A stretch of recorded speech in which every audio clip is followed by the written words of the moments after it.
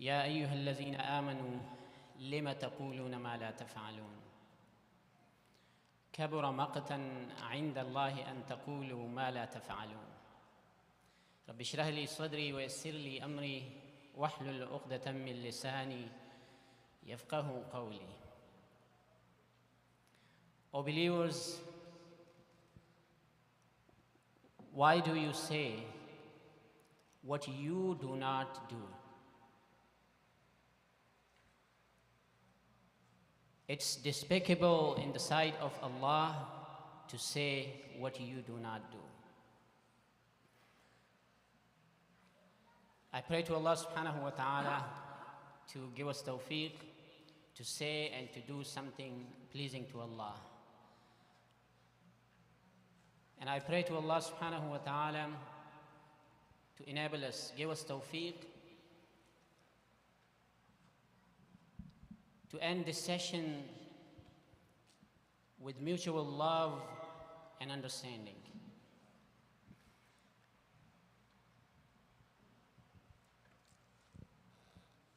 We are the ummah of our beloved Prophet Muhammad sallallahu alayhi wa sallam. When he was sent to the people of Mecca as a final messenger of God, for 13 years, he didn't teach anything about salah, about zakat, about ibadat. The only thing that the Prophet sallallahu alaihi wasallam was teaching for a long time, 13 years, that was to build up the character of the people. The Prophet sallallahu alaihi wasallam could have easily built a masjid, a mosque, other than Masjid al-Haram, but he never did that. The very first masjid that was built in Islam by Rasulullah sallallahu alaihi wasallam, that was Masjid Quba. When he migrated to Madinatul Munawwara after 13 years. But this long time, this period, 13 years, that he was struggling, and the only mission of the Prophet sallallahu alaihi wasallam to do the tarbiyah, the training of the people, that was his only mission in 13 years. No masjid, no ibadat, no salah, no zakah, and nothing. And that's why Sahaba Kiram, they used to say, تعلمنا الإيمان قبل تعلمنا القرآن. We learned Iman, we learned akhlaq, we learned manners and characters. Before we learn Islam, we learn Iman, we learn Quran. And Abdullah ibn Mubarak, a great muhaddis of our ummah, he says, I learned characters and manners and discipline for 30 years. And then the following 20 years, I learned knowledge. I learned the deen, the religion of God. But for the first 30 years, I learned only akhlaq, only manners and characters. Today, what I'm going to say is not a speech, it's not something that I prepared, it's my feeling and what I have been watching and seeing and listening from our brothers from our community.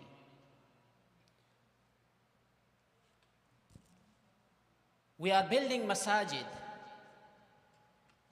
We are collecting donations and money. We are working hard to build a beautiful masjid, beautiful mosque. But we never thought to build my character and the characters of my society.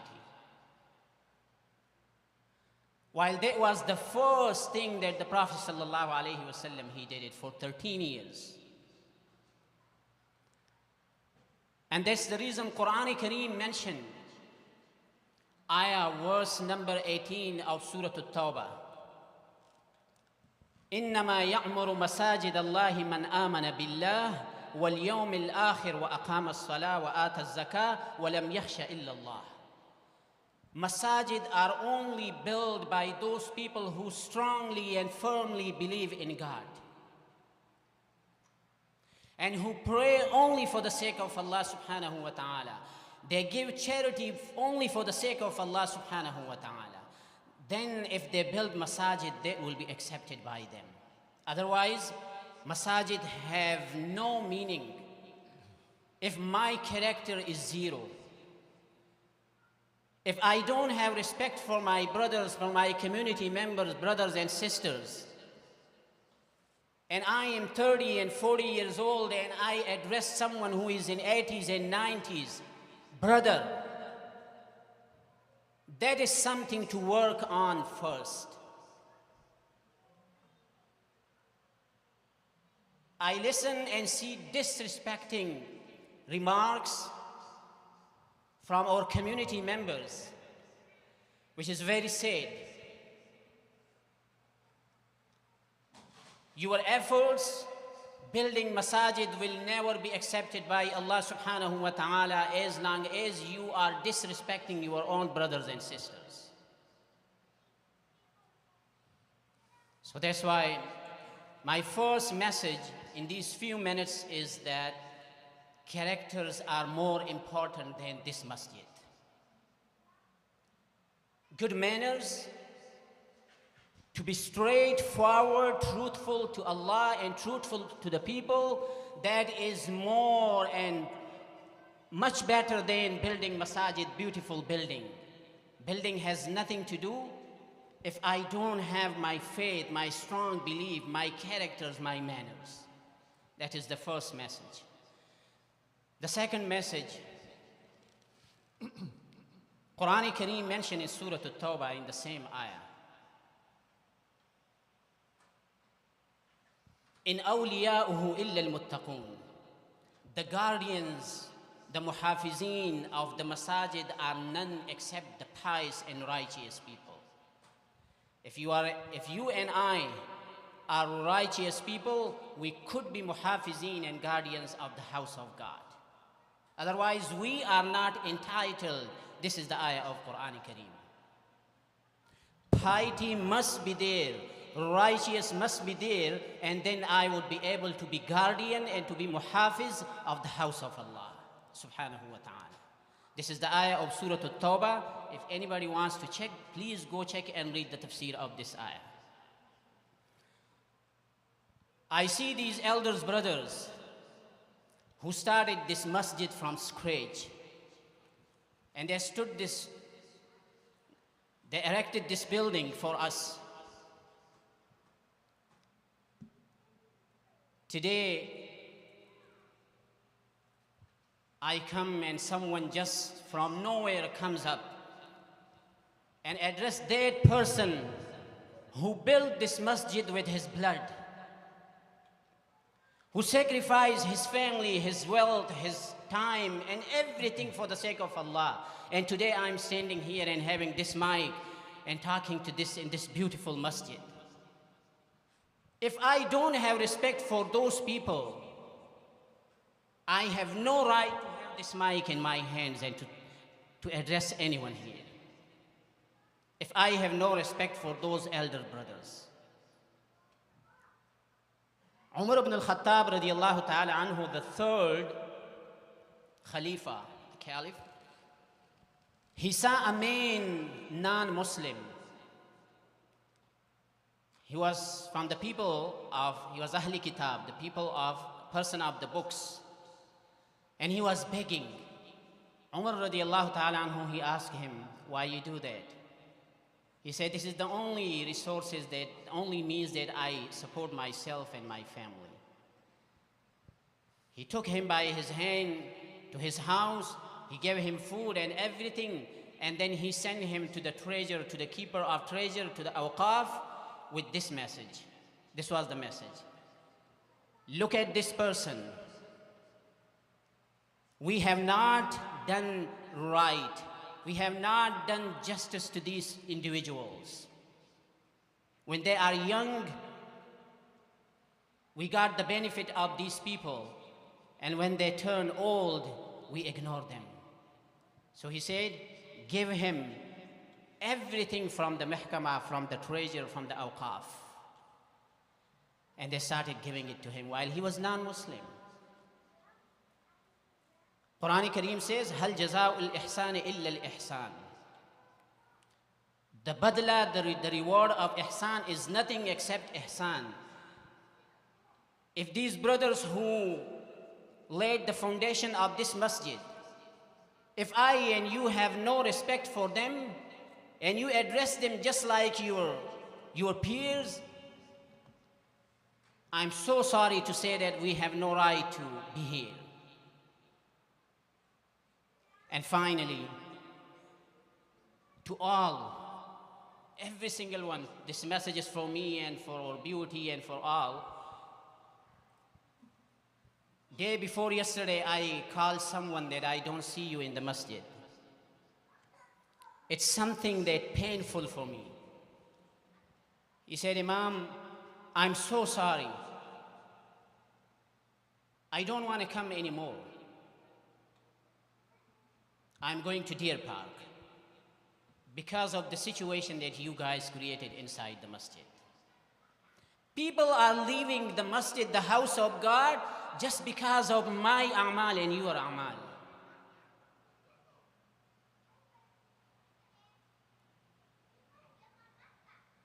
But thanks God, we have someone. I got the other person, he came up and he gave me the membership form, and he said, Imam Sahib, take this form, but please, I don't want to participate any voting. I don't want any uhda, any position, any power. I just want to be in front of Allah subhanahu wa ta'ala on the day of judgment that I was a member of your house. That's why I get this membership. My dear brothers and sisters, there are people in this masjid, they are only coming for worshiping Allah subhanahu wa ta'ala. They are not coming to hold this mic. They are not coming to get any power and position. They are not coming to play the politics here inside the house of Allah subhanahu wa ta'ala. I begged you last time and I'm begging you again. Fear Allah.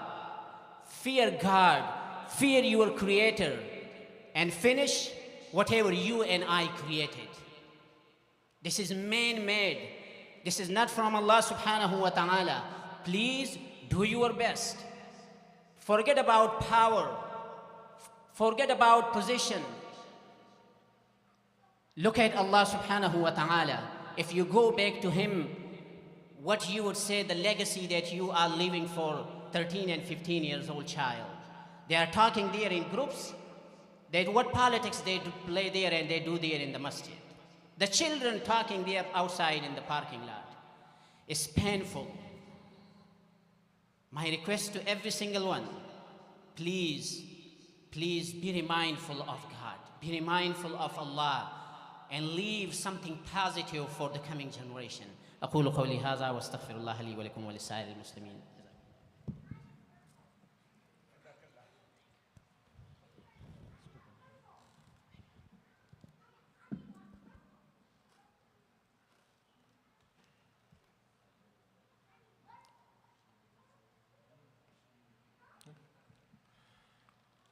نحمده ونصلي على رسول الكريم أما بعد فأعوذ بالله من الشيطان الرجيم بسم الله الرحمن الرحيم قال الله تعالى في كتابه المجيد كما ورد في سورة النساء يا أيها الذين آمنوا كونوا قوامين بالقسط والشهداء لله ولولا أنفسكم أو الوالدين والأقربين إن يكون غنيا أو فقيرا فالله أولى بهما صدق الله العظيم. وقال النبي صلى الله عليه وآله وسلم القرآن حبل الله الممدود من السماء إلى الأرض طرفه بأيديكم وطرفه بيد الله أو كما قال صلى الله عليه وسلم رب اشرح لي صدري ويسر لي أمري واحلل عقدة من لساني يفقهوا قولي اللهم أرنا الحق حقا وارزقنا اتباعه وأرنا الباطل باطلا وارزقنا اجتنابه اللهم وفقنا لما تحب وترضى آمين يا رب العالمين. Dear brothers and sisters, Assalamu alaikum wa rahmatullahi wa barakatuh.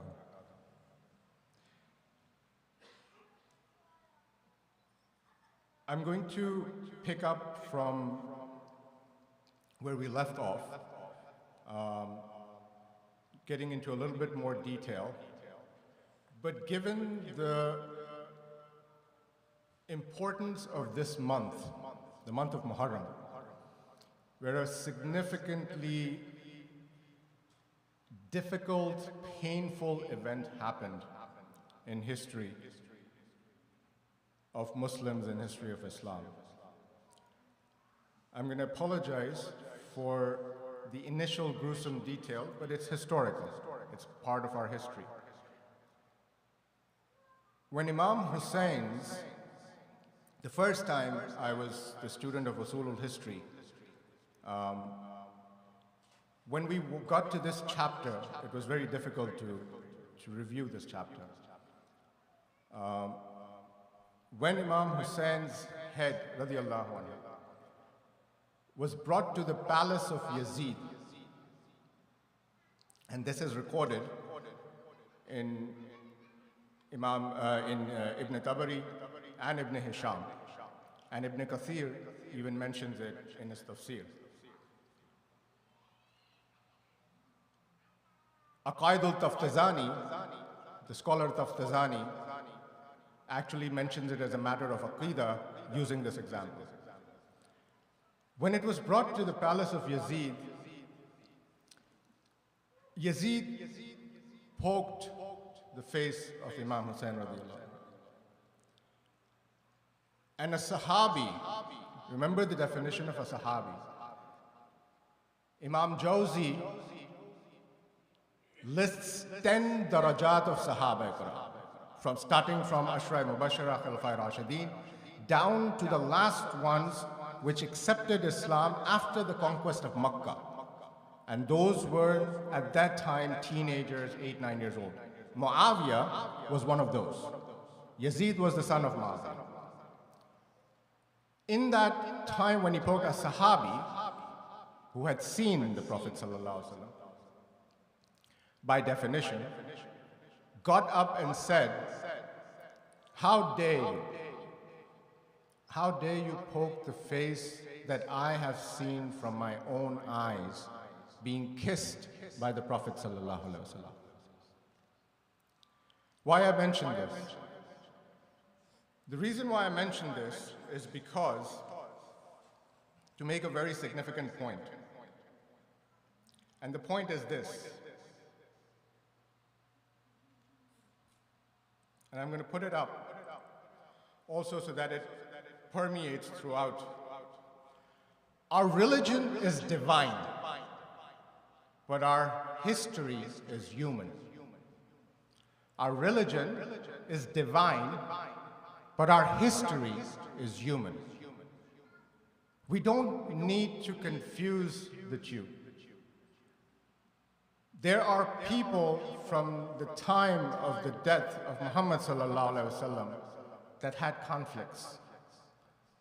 2 of the Khulafa were, for lack of a better word, killed, but as we say, martyred, in a mosque. Why? What's the reason behind all of that? The story that I quoted about Imam Hussain, one of the greatest tragedies of Islam. Within the 30 years of the death of Prophet Ali ibn Abi Talib radiallahu anhu and Aisha radiallahu anha fought one of the greatest casualties in Islam. Why? Because our religion is divine, but our history is human.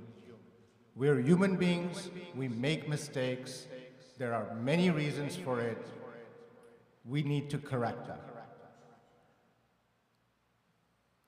When people say, how come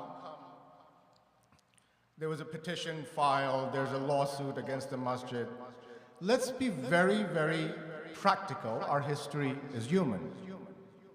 We also registered this masjid officially as Masjid Darul Quran Incorporated.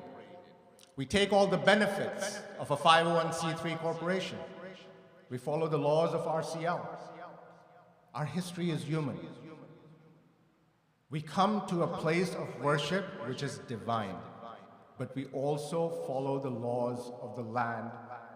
If we want certain statuses, may they be tax exempt, may they be anything that the law of the land provides, fiduciary, financial, corporate. Is it a good thing that people among ourselves fight? No. Was it good when Aisha, Ibn Zubair, radiallahu anhu, Ibn Talha, fought against Ali because they wanted to avenge the death of Usman, radiallahu anhu?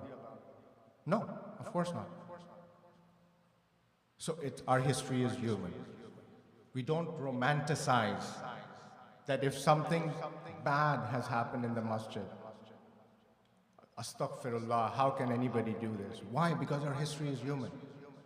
There are people who are going to come up and use the law of the land to get, whether right or wrong, the debate is not, and especially my role as a mediator, is not about right or wrong. You've presented your case.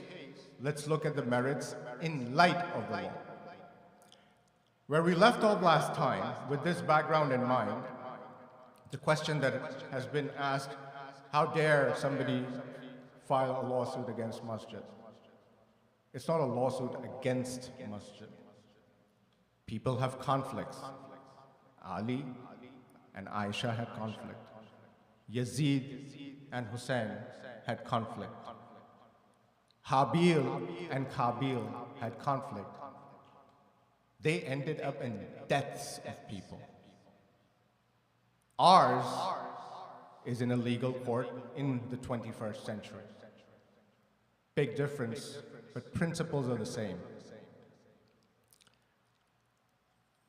In going back and rewinding a little bit, last time I started from where the mediation started. I put up the visual footage of how the mediation started, taking 2 steps back. And I made it very clear the 3 main points of the petition. And now we're going to go back a little bit to the petition and why the mediation ended up in the manner that it did. Before the petition was filed, a sufficient amount of time was given. And again, remember, I'm going to state factual information. These are chronological events. And then they can be agreed with, disagreed with. During the 3 months that I have worked with all the different people, what I've realized is that a lot of things at a certain time would have been better dealt if somehow people in that very moment sat with each other and listened to each other. The first time this petition was filed, the actual filing date ECF March 21st, before that there are 2 dates. I want to talk about October 22nd, 2022. That's when, in legal terms, when the issue occurred, as a result of elections that certain people opposed, there was a letter sent by the lawyer, what is called in legal terms cease and desist. In other words, a cease and desist letter is that we're pointing out certain things to you. If these are not addressed, we may pursue legal action. And then after that, it's not until March 21st that it was filed as a petition. So are you using the law of the land when you want to take your right? Yes. It's okay. Is it a good thing? No. It could have been resolved, but there's a sufficient amount of time that was given.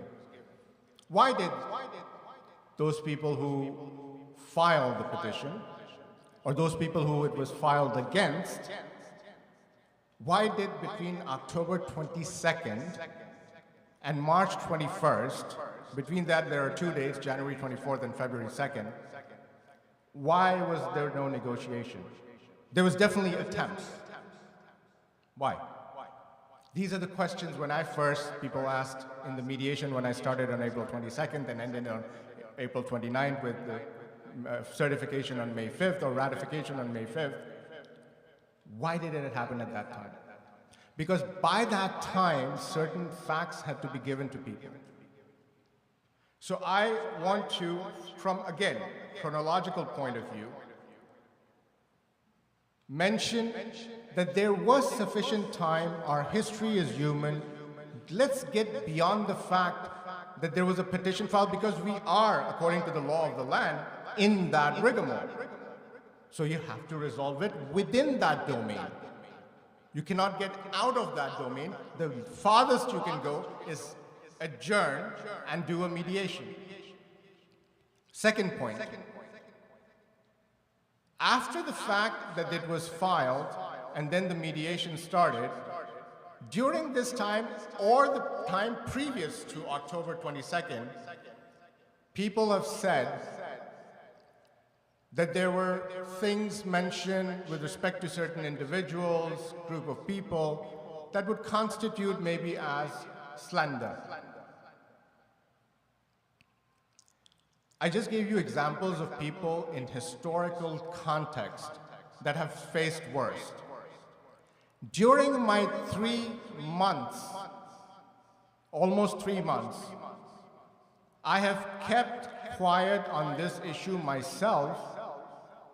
I have 45 pages of emails of people that have said slandering remarks about the process or about myself. Why did I keep quiet? Did I say, I'm not going to do mediation, I'm going to resign? No. I'm going to vacate? No. When the kids in Taif threw rocks at Muhammad sallallahu alaihi wasallam so that blood dripped down his ankles, did he go to God, Allah, and say, no more? I think I'm going to resign. I'm going to not do this anymore. It's too tough. No. Because we sit down and you have to face, and given the context of this month, let me put up a quote for you that I personally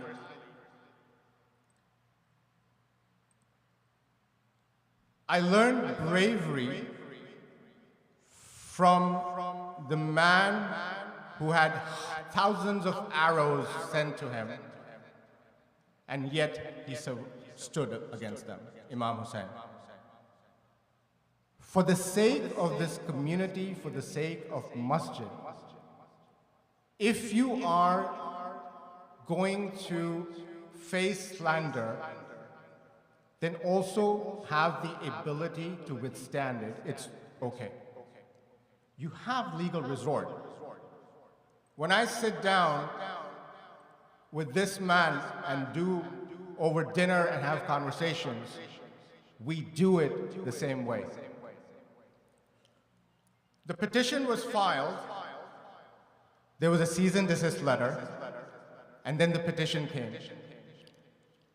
35 years, 3 main points the petition mentioned, which I stated last time. For 35 years, there has been non-compliance of the bylaws in terms of the elections of the Board of Trustees, factual information. In terms of an annual member and congregation meeting, factual information. And that's what the petition said in the first instance and in the second instance, and as a result, as I mentioned last time, that's the fundamental reason for that. What I did when I came in and proposed, again, mediation is non-binding. I already went through the story of how I started it. Now the point of it. Respect, forgiveness.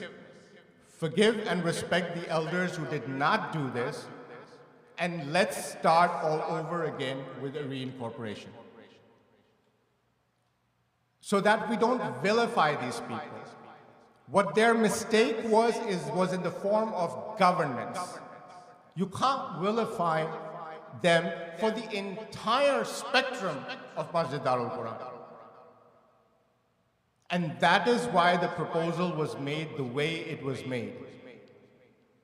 That we reincorporate so that a lot of little things that have happened over the last 35 years, if I go through each and every aspect of the non-compliance of the previous 17 pages of bylaws that are highlighted in red and bolded in different colors, there are so many self-contradictions. But then, the very reason why we held this information and Q&A session is because of an order that was that was granted by a judge. The very words of that order being that be open, fair, and transparent until the time matters are held within the existing bylaws, which is what we are currently under, which supposedly should follow Article 10. A different debate, that whether they even do with Article 10 or not. The petitioners that filed this petition were hell-bent to remove the BOT. When I mediated, I said forgiveness, respect. I found on my own, later I find out that it was also being discussed, there is one simple manner in which this can be resolved, which is Article 24 reincorporation. 35 years ago we incorporated, okay. It allows certain flexibility. You let these people stay and we hold elections and increase the number of BOT. Again, a mitigated solution. It elevates the status of what is called an executive committee, or that has been called for the last 35 years. The executive committee now also gets to become trustees. The lawyer, the attorney, Mr. Black, will go into from a legal point of view. I'm going into a chronological point of view. So now for 35 years, we've never had the executive committee be actually from the trustees. Personally, again, I proposed, I suggest you decide. All 12 of those people, as I showed last time, got together, agreed, cut a cake, and we followed. During this time, it wasn't easy to come up with the CBL, with the new constitution and bylaws. Why? Because there are so many things over the last 35 years that need to be corrected. Again, a manner of correction was that a new incorporation has to be effectuated.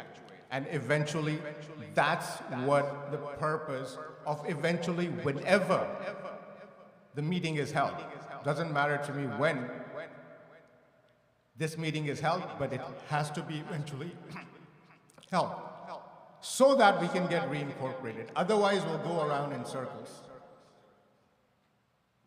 The options are very clear, whether it is done through the mediation or on August 8th, when the attorneys go and present their case and take all this that we have done and present it to the judge. You wanted open, fair, and transparent. At the expense of bit of an aversion to my esteemed colleague and attorney, wonderful Chiaro.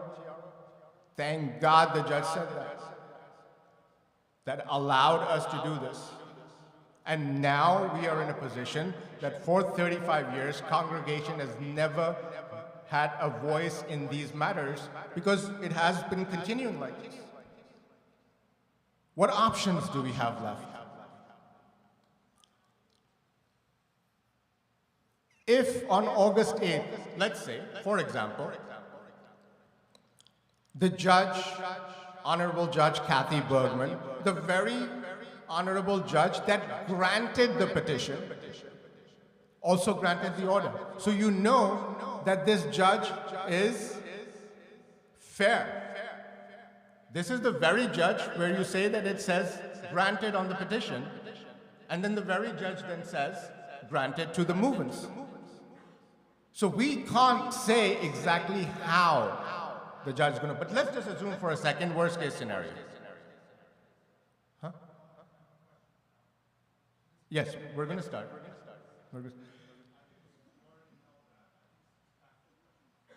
You have to follow the conduct of the session. Wait, patience. Yes, it's up till 10 o'clock. We're going to start. It is up to 10 o'clock. Okay? What are the options? The options are that either we go through this, or if the petitioners go back to the court and they say that we don't want to follow this, then it goes to the judge and the trial. And let's assume on that it is granted. Then the second thing that the petitioner's petition states is appointment of a referee. A court-appointed referee that comes in, all the BOT, everything is removed, start all over again. So either this option is exercised through us sitting together through this mediation process, or it gets done through the court. One way or the other, it's going to get there. The laws that we have to follow, as per the judge's TRO, are the existing ones. That is the chronology, the three main points, and then in the Q&As, some of the Q&As that we've received, and some that people are going to say, we're going to address them. Prior to the Maghrib Salat, the session is from 7 to 10, and remember, it's an information and Q&A session. Information that we impart, because it's very hard to summarize 3 months of information in such a short time, and then have Q&A. The attorney is now going to go into the legal aspects, the presentation, hopefully, and that what time is Maghrib? 8:13. Right. So up till Maghrib, and then right after Maghrib, it's going to be open Q&A. Mr. Barry Black.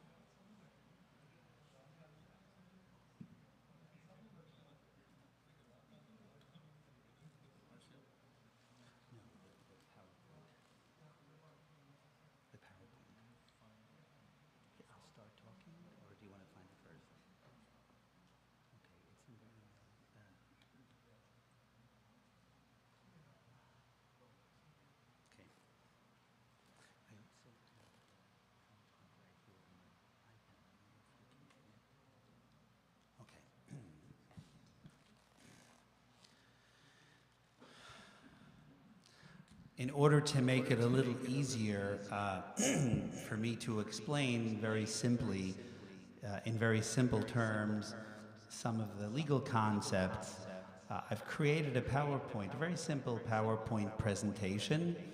We're trying to find it.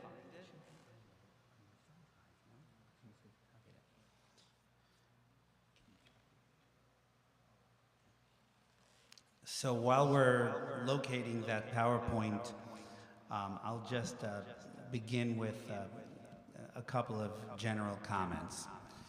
First of all, again, good evening, and thank you so much for hosting me here in your holy house of prayer. I am humbled and honored to be here and for you to welcome me into your home. It's sad that that part of what I do involves conflict. Part of what I do in our law firm, we do corporate advising. We consult with religious organizations. We advise them in ways that will improve them and improve their governance. But unfortunately, sometimes, as Dr. Iqbal mentioned, sometimes there's a human component, and even in the house of God, there are disputes, because in the end of the day, people are human, and these things happen. Hopefully, we can deal with these human disputes in very dignified ways, as dignified as possible. That's it. So, but in order to understand where we are legally, and that's my role, it's sometimes easier to have a visual aid, to see things, to see the words of the statute, and to put things in context. And of course, I am more than happy to answer your questions. If you have questions about what you're seeing on the screen, or what the law means, or how we interpret the law, I am more than happy to answer those questions. When I came to you last Sunday, I was here for several hours, and I had no notes. And I have really no notes today. I don't speak to you with prepared statements. Fortunately, I have worked in this area of the law for a long time, so I know much of it by heart, not everything. Of course, I have to look things up. But I'm trying to answer your questions by hearing you, not by reading from a prepared statement. I prepared this visual aid so that we have some better context. So I'm going to start with, there might be a few typos or visual things. I see there's an extra space after the E in the word currently, but those things aside, I think we'll have the essence of what we want to achieve. So the first thing is, I mentioned last time that when you were first incorporated, Article 24 did not exist. There was no section of the Religious Corporations Law specifically for Islamic religious institutions. There was none. I should also tell you, by the way, that New York is one of only 15 states that have a religious corporation statute. The remaining states, the vast majority of the states, have no religious corporations law. They just have a not-for-profit code, and their courts then have to use the Constitution and principles that we find in old cases, and it's much harder. So the states led by New York, which of course is one of the busiest states when it comes to commerce, but specifically to religious corporations, those busy big states that have lots of churches, and when I say churches, again, I mean it in the non-sectarian sense, all sorts of houses of worship in the statutory sense, it would be so crazy if the courts had to figure out how to run all of these disputes. So New York's law and the other laws that were put into place for this purpose was specifically created in order to have a system of governance, to make it a little easier, so when a judge is faced with a dispute, imagine in New York State, imagine even in New York City, of all places, with a number of mosques and churches and synagogues and temples that you have. I mean, look at Brooklyn. Every street has 10 of them, right? So it would be impossible if there was no religious corporations law. So an early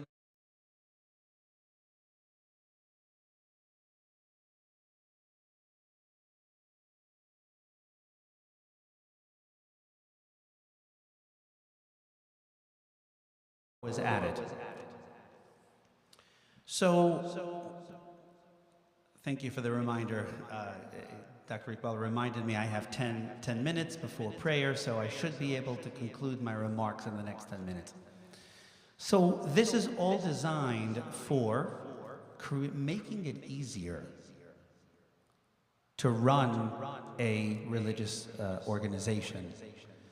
And so now that, thank God, that mosques have proliferated, that the Islamic community in New York State has grown and grown and grown so beautifully, so the legislature realized they needed to have it. The time was here to make something that is tailor-made, better reflection of how a masjid is supposed to look and how it governs itself. So that's why we were originally incorporated under Article 10. But now we're considering going into an Article 24. But right now, today, we are still Article 10. So until and through that meeting for reincorporation, we are governed by Article 10. Before Article 10, there is Article 2. And Article 2 is the general section. Specifically, Section 5 of Article 2 applies to every congregation under the Religious Corporations Law. Article 3, 4, 5, 6, 7, all the way to 24. Everything is governed by Article 2. But let's first look at, no, go back one, where you were. So, no, back. Okay, there we go. So, there we go.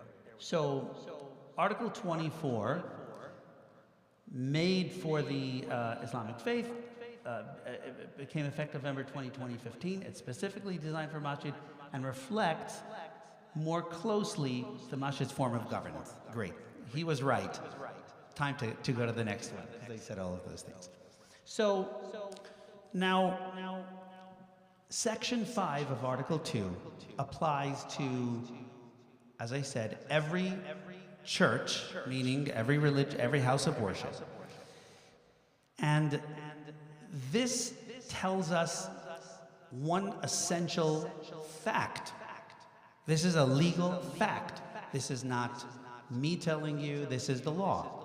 The law says general powers and duties of trustees of religious corporations. And you see it right up there. And it says that the trustees of every religious corporation, including Article 24, shall have custody and control of all the temporalities and properties, real and personal, belonging to the corporation, and of the revenues therefrom, which means monies and so on. The importance of this is that it is the BOT, period. It is the trustees' temporalities. The word temporalities means the non-spiritual. It's the opposite of spiritual. So the religious stuff, that falls under the imam. But the temporalities, the building, the books, the lights, the finances, everything, it doesn't belong to the board, but it is controlled by the board. You know who it belongs to? To you. In Article 10, it belongs to the members. And I'm going to show that to you in the next slide, but before we go there, so I have in highlights, the BOT has custody and control of the finances, of the temporalities, of the building, no one else. There is no provision for any committee, no one, only the BOT. The law says that. That can't change. Now let's go to the next slide. The New York Court of Appeals, the highest court in the state of New York. In other states, the Supreme Court is the highest. In New York, the Supreme Court is the lowest, then the Appellate Division, and then the Court of Appeals. And the Court of Appeals in New York has said It is a case, old case, a famous case, Walker v. Saunders, 1941, and this is good law until today. The trustees are not themselves the corporation, for the members of the association form the legal entity. Like what I just said, you are, all the members. It is your congregation, it belongs to you. And the societies are themselves incorporated, and the members are the corporators, and the trustees, the managing officers of the corporation. So who, if you have a corporation, you have an owner, but the owner is busy running around and traveling, who runs the company? The owner has, in a private business, the owner hires a CEO or whoever, and they run it. And the staff.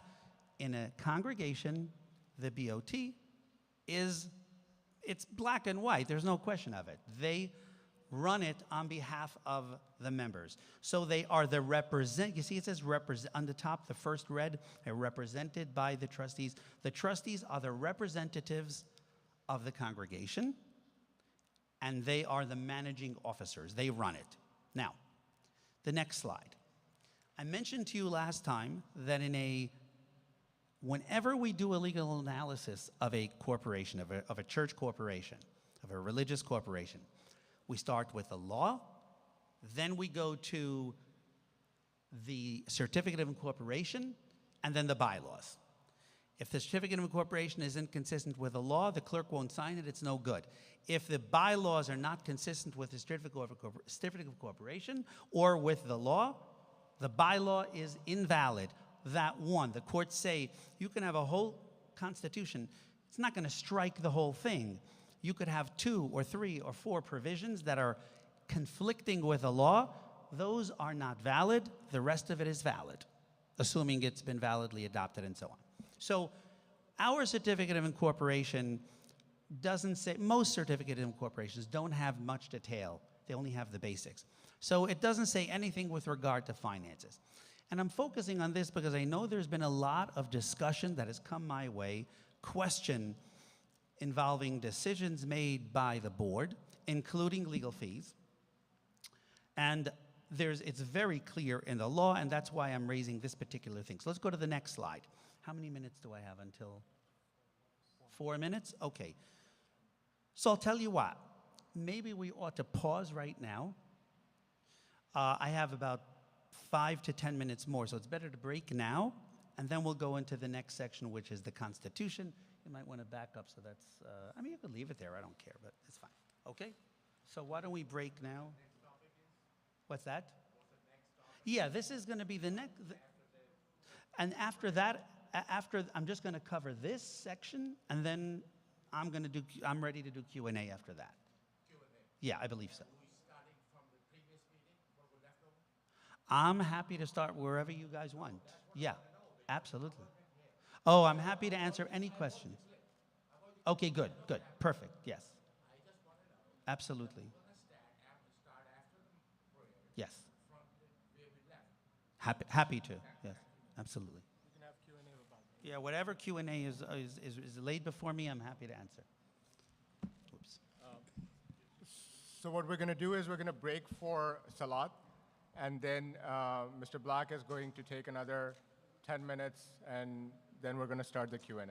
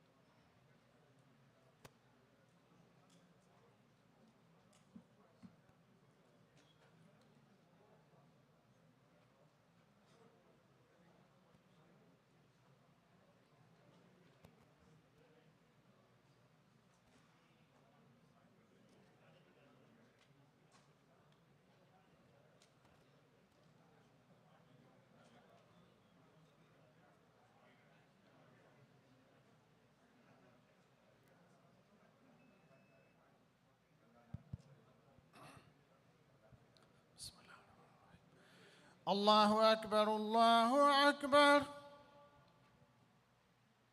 الله أكبر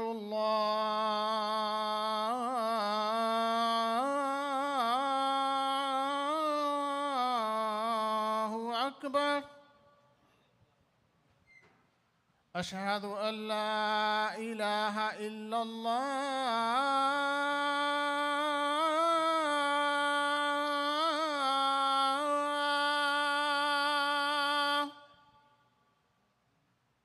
أشهد أن لا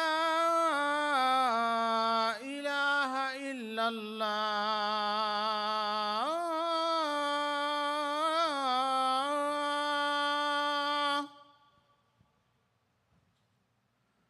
أشهد أن محمدًا رسول الله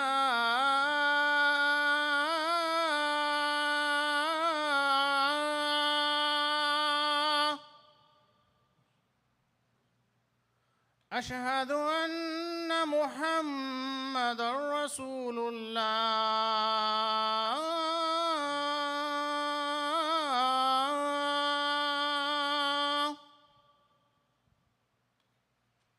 حي على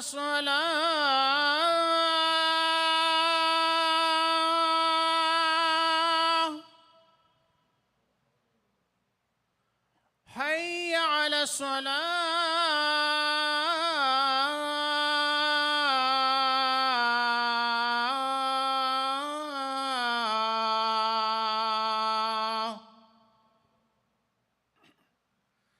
حي على الفلاح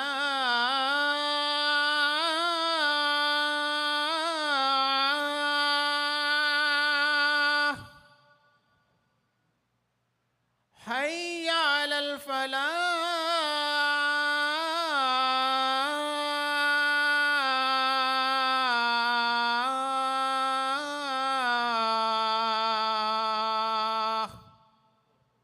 الله أكبر الله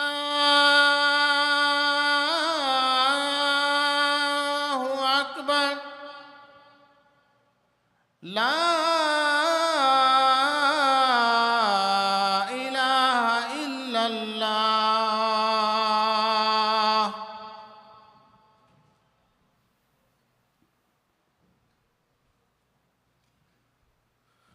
الله أكبر الله أكبر الله أكبر الله أكبر أشهد أن لا إله إلا الله أشهد أن لا إله إلا الله أشهد أن رسول الله أشهد أن محمدا حي على الصلاة حي على الصلاة حي على الفلاح قد قامت الصلاة قد قامت الصلاة الله أكبر الله أكبر لا إله إلا الله استووا استقيموا الله أكبر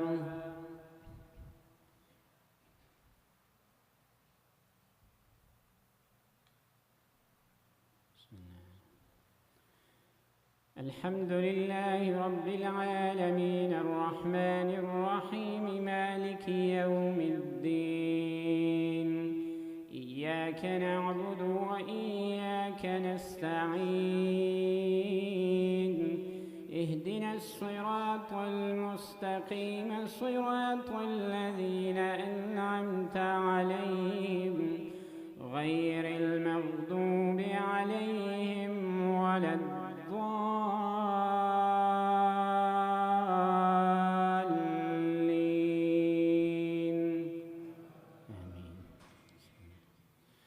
قل أعوذ برب الفلق من شر ما خلق ومن شر غاسق إذا وقب ومن شر النفاثات في العقد ومن شر حاسد إذا حسد.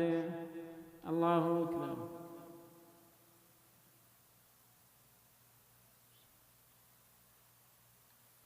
سمع الله لمن حمده. الله أكبر.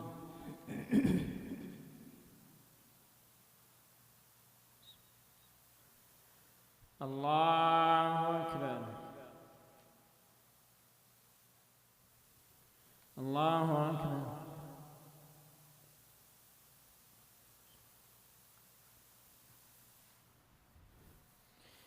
الله أكبر.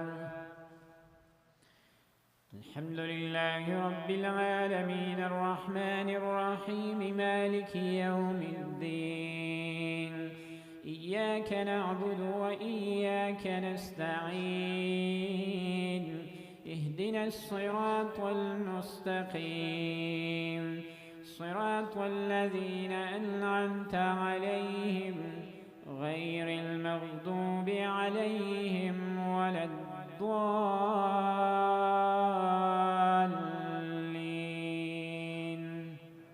آمين.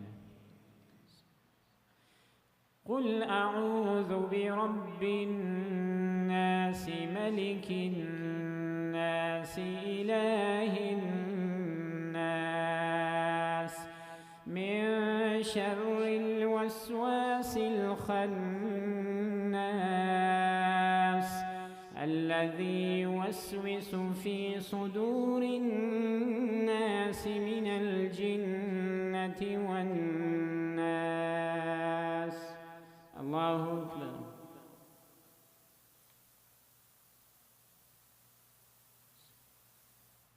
سمع الله لمن حمده. الله أكبر.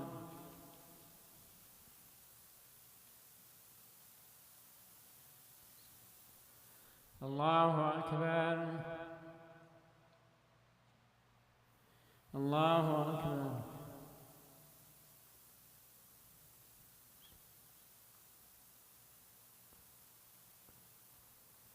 الله أكبر.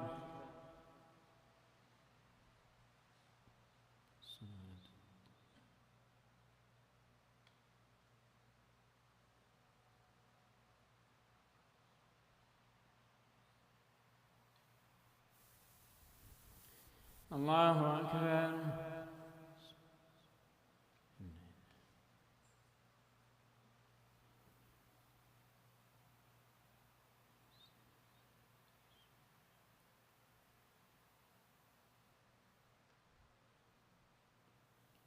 الله أكبر.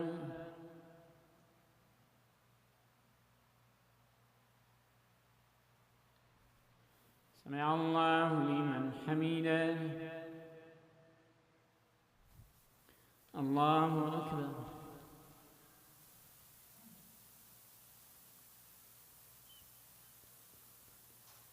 الله أكبر. الله أكبر.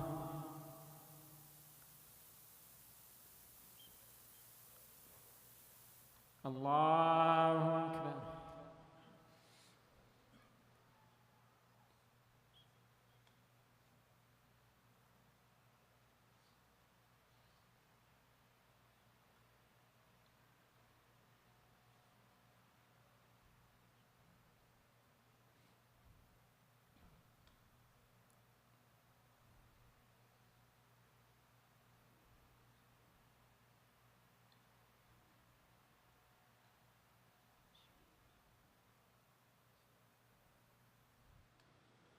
السلام عليكم ورحمة الله. السلام عليكم ورحمة الله.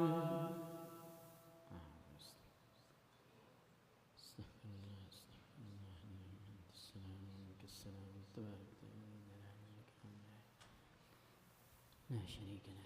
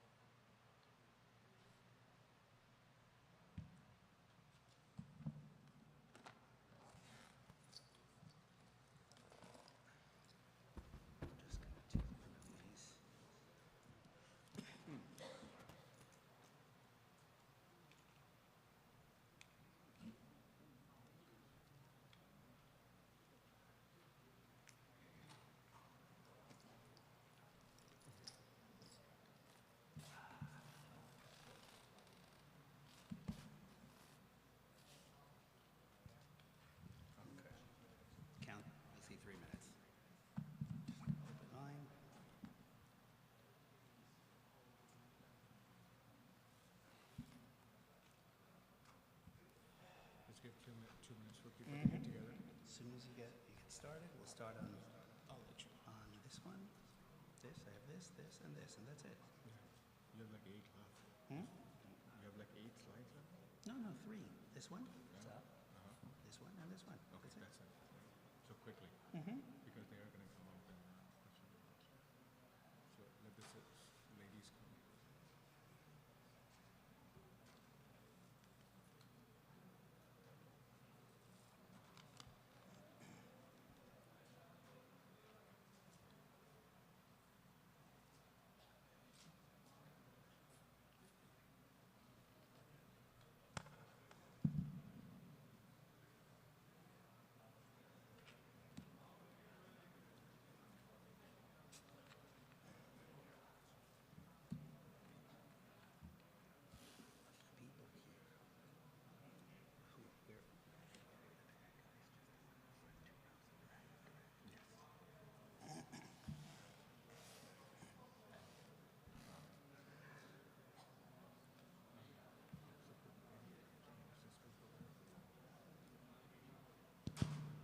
Assalamu alaikum wa rahmatullahi wa barakatuh. So inshallah we are going to resume our session. The brothers are requested to please be seated and the sisters please come downstairs to the main hall.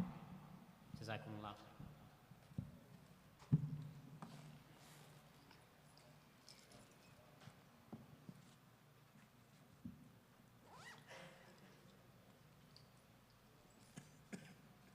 Okay. Yeah. All right. So I'm going to resume now. I'm going to try to do this in 3 minutes because I know everyone is eager to get to the Q&A, I'm told, so I'll do this in 3 minutes. The slide that's up, as I mentioned earlier, the bylaws, currently it's called the Constitution. Those are your bylaws. The Constitution is your bylaws right now. Has to be consistent with the Religious Corporations Law. In this regard, when it comes to the role of the board, it in general is consistent. And here I'll show you in these 3 slides in summary form what your constitution that apparently you have had for many years tells us. So first, if you look at this slide, this is section 6 called General Powers and Responsibilities of the board. And as you can see here, especially in the bold section, well, number 1, it says the BOT manages the affairs of the corporation. That's exactly out of the statute. Then you'll see in section 2, the BOT may adopt resolutions and directives, and it tells the EC, the president, what they do. And apparently the way the Religious Corporations Law doesn't say anything about an executive committee, there's no role for it, but a board can create a committee and the committee can help the board. And so the EC is something that is there to assist the board, but ultimately it has no power to make any resolutions without the authority of the board. So you can see here that the BOT adopts resolutions. The BOT can override any decision that the president makes, that the EC makes, because the EC has to legally be subject to and underneath the board. Now, if you go to the next slide, you see Article 6, Section 2, same thing, that the board are the official custodians. Remember, that's out of the custody and control, the language of the statute. They have exclusive rights to all of the assets, and they select the president of the executive to run and manage, and the president of the executive committee runs and manages. It seems that those who drafted this language intended that he's going to kind of assist the board in running and managing the day-to-day activities. If you look at the next slide, and this is Article 7, Section 1, same thing, that the executive committee doesn't have the independent power to act because it's a consultative body. You know, I have not seen this really kind of thing where there's a special committee created very often in my practice. I have seen it in another mosque scenario in which I worked with, and I've seen it in 1 or 2 other congregations of different faiths, but it's generally not there, because generally it's the BOT, and the BOT has the authority to create committees of various sorts under it. Generally, the executive committee is part of the board. So the president, the vice president, the secretary, the treasurer, maybe a second and a third vice president, they would generally be basically the senior people, members of the board. But it's all generally of the board, because in order for them to have the power to act, they have to be trustees. So I'm going to end my remarks there for now, and I'm happy, of course, to answer any questions that you have. Thank you, Mr. Black. So we're going to start the Q&A. The brothers on this side, whoever would like to ask a question can come on the podium, state your name, and ask the question. The sisters on this side. So if we're going to start, as the rule goes, ladies first, if any sister has any question. Oh, you do? Okay. All right. Okay, then we'll start with the sister. Then you can. I'm sorry? Yeah.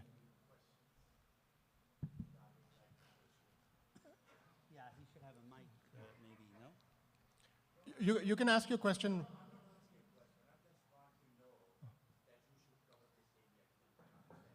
Sure.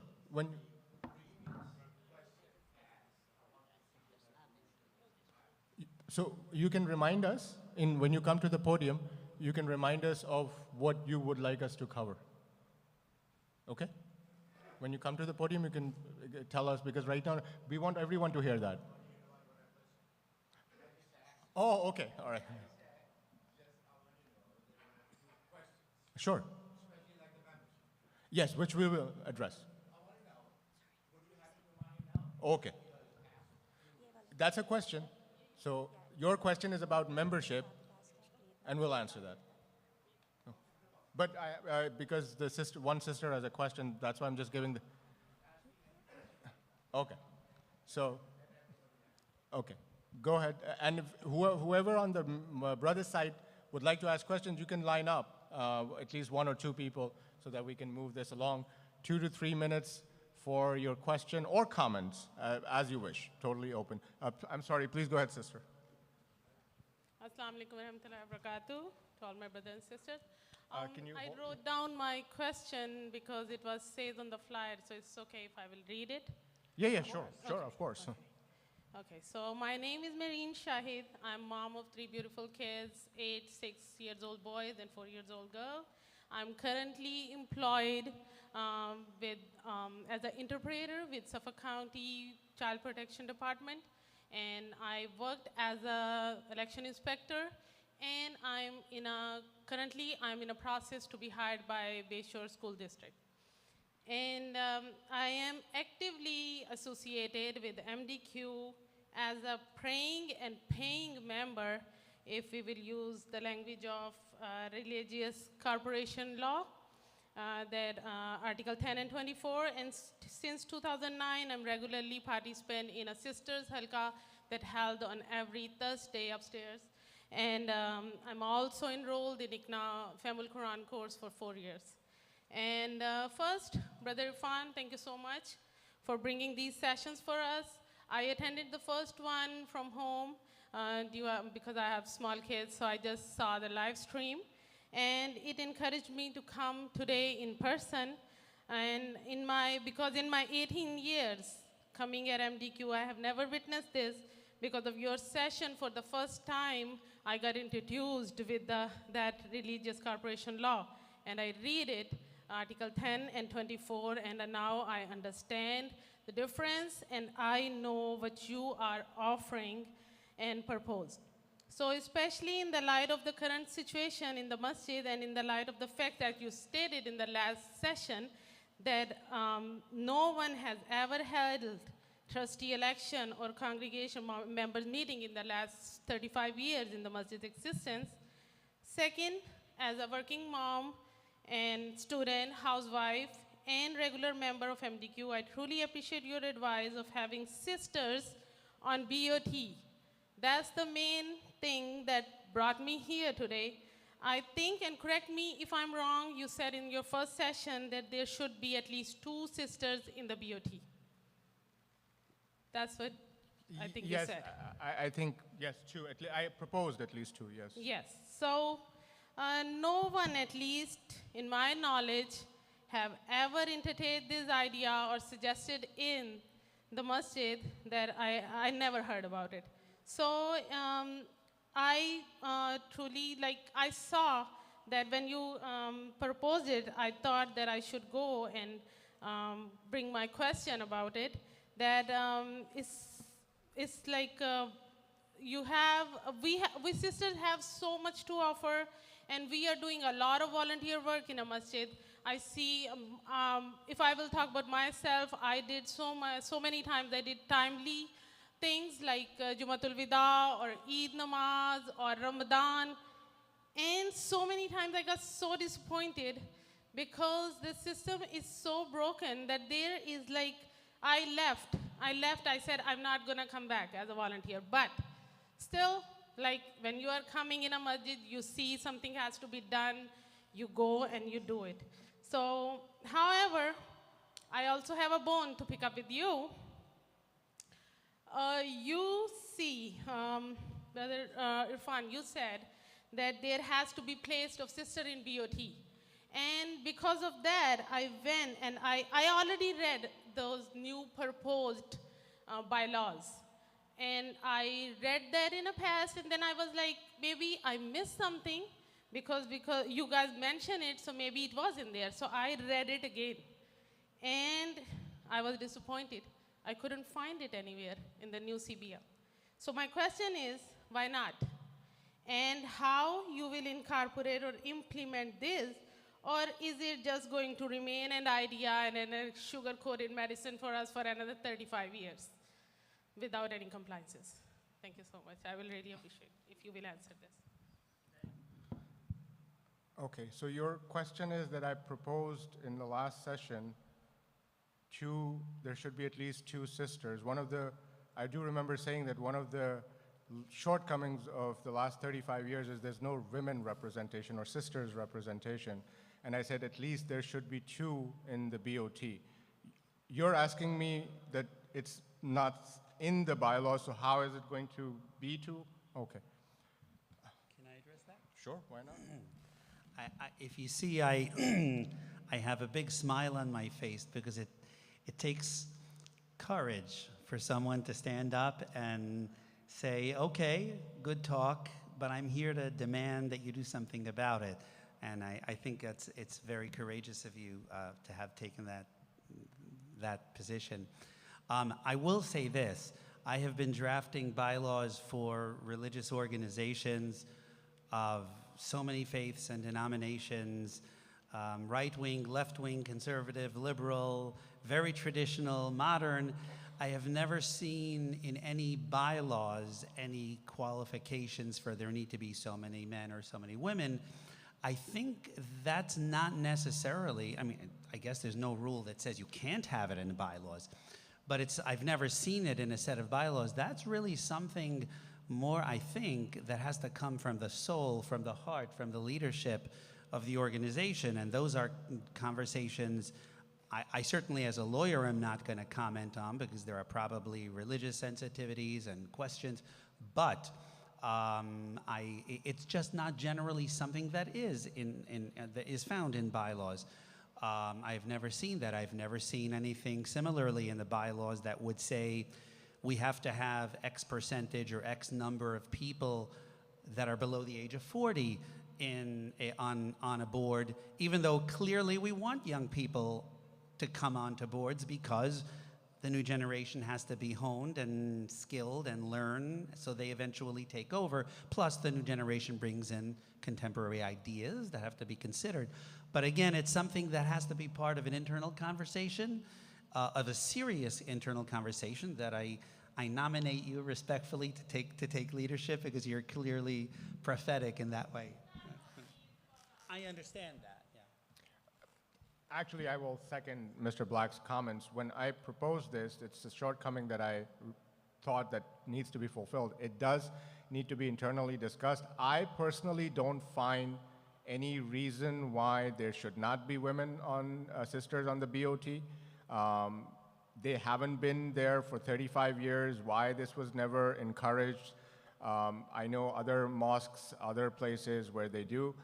Your question specific, how I would propose to implement it, just if you look in the bylaws, there's 18 BOTs. There is no reason why choose seats.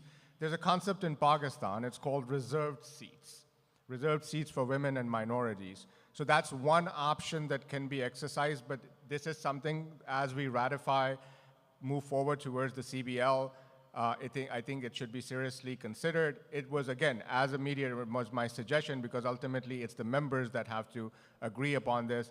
But since I didn't find this suggestion in anywhere, I said, in my opinion, there should absolutely be at least, the number I gave is 2 because no one has been there for 35 years. So hopefully we will be able to find a way to implement that, inshallah. Yeah, question?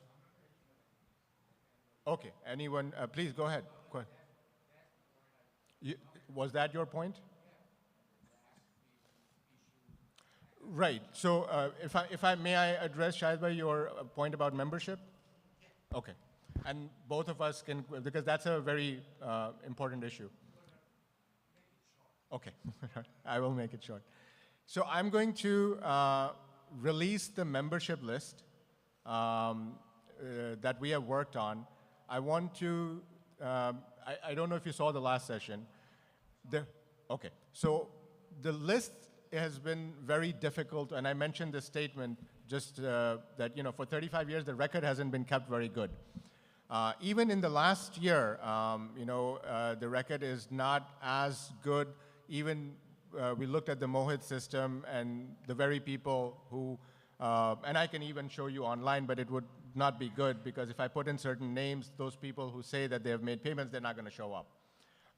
And I have gone through entire Mohit system for whatever reason. But how can you say that the Mohit system is not reliable? I was the one who implemented. We have all the logs. Everybody there. Payment records are there. Okay, I'll show you online. Payment records are there. Everything is there. Oh. You do not have access to those. How come you have access? Let me explain. Right. Okay. So what I'll do is, what is your name? Let me respond. Let me respond first. Let me respond. What is your name? Okay. So after this session, I'll go in with you on Mohit system. I don't want to do it in front of everyone. I'll do it because it will take time. I'll go in with you on Mohit system. You log in with your own username. And I'll ask you to put certain information, and then we'll discuss it. Okay? All right. So I'm going to, the person who has been able to qualify the membership and help us with the most in terms of transactions. So we looked at all the results from the Mohit, all the results from previous years, 2 years of membership, this year of membership. So we had 4 lists. And then the criteria, because the current bylaws, as the judge says that you have to go follow the existing bylaws, we looked at people who made payments and their payments exact date, and that was verified by the treasurer through bank statements.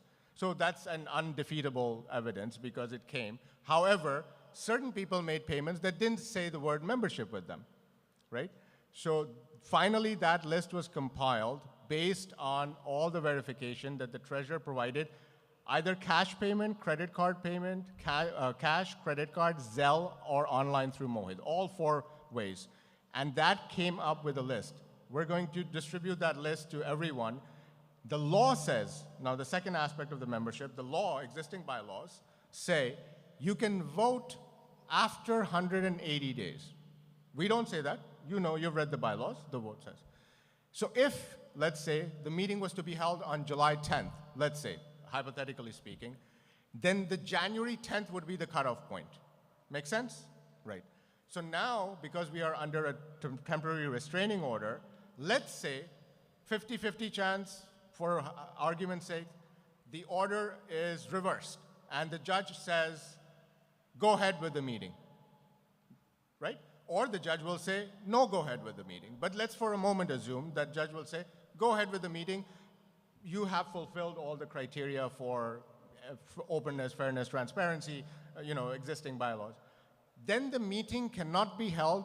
The earliest the meeting can be held is August 21st. Why? Because law says you have to announce the member meeting for 2 consecutive Fridays, right? So if we look at the calendar, the meeting would be held on August 21st. If the meeting is held on August 21st, so now what will be the cutoff point? February 21st, right? However, it's up to the attorneys. They might also put in the order and say, because this was stayed, let's say unjustly maybe, or whatever term that they use, they might say, no, we want the meeting to be held on the 21st. The meeting is going to be held on the 21st, but the membership should be July 10th. Let's say, again, we're just visualizing what the judge might say. You and I both don't know what the judge will say. The judge might say, no, I'm going to reverse the reverse the order. However, the meeting has to qualify according to now, present date. So this way we come back to the congregation and say, the judge has reversed the stay order, and now the meeting is going to be held on August 21st. So every member whose membership qualification qualifies till February 21st has made their payment to February, and the only way to verify payment is that the payment came into the system, the payment was verified through bank transactions, and in this regard, the amount of day and night and extensive work that Akil Rahman has done, I have to acknowledge him. This man has gone up and down, each and everything. You'll see, I think there are 200 plus people, 200 more, almost 300 people on the member list. But now it shows when they made the payment, right? So it will be very transparent. Everybody will have a copy of the list, and they can say this is when they made the payment. Because the bank says this is when they made the payment, or the Mohit system says. I mean, we went through 4 different sources. Let's say if it wasn't in the Mohit system, is it in the bank? If it's not in the bank, is it in the Mohit system? We gave so much discretion and leverage that people, let's say if some payment was an Excel sheet and some, in other words, to conclude, the membership list is as comprehensive as it can ever be. And we'll release that and we'll follow according to the laws because the judge says that. That's the membership. Would you like to come to the podium so everybody can hear you? Please. This way everyone can hear you.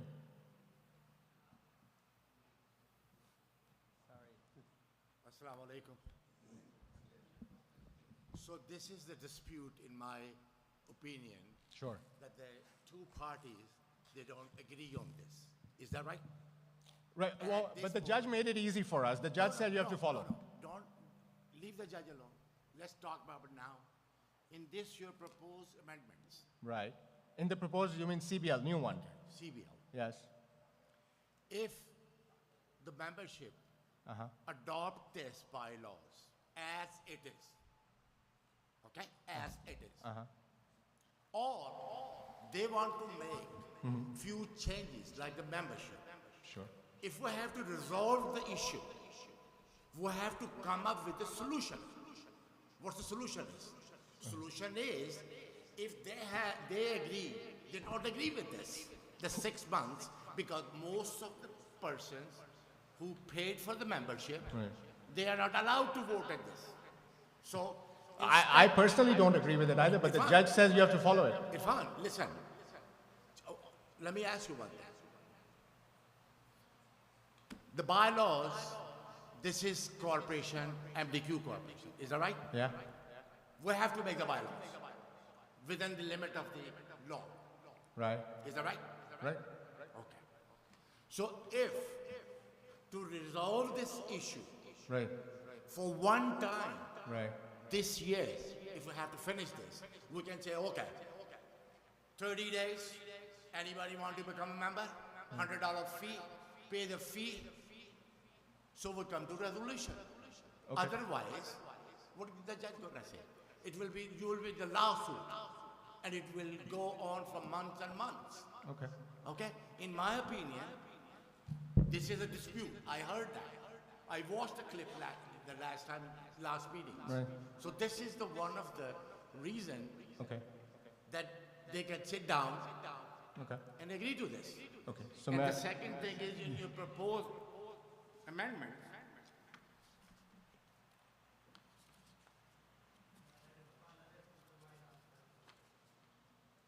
I'm sorry.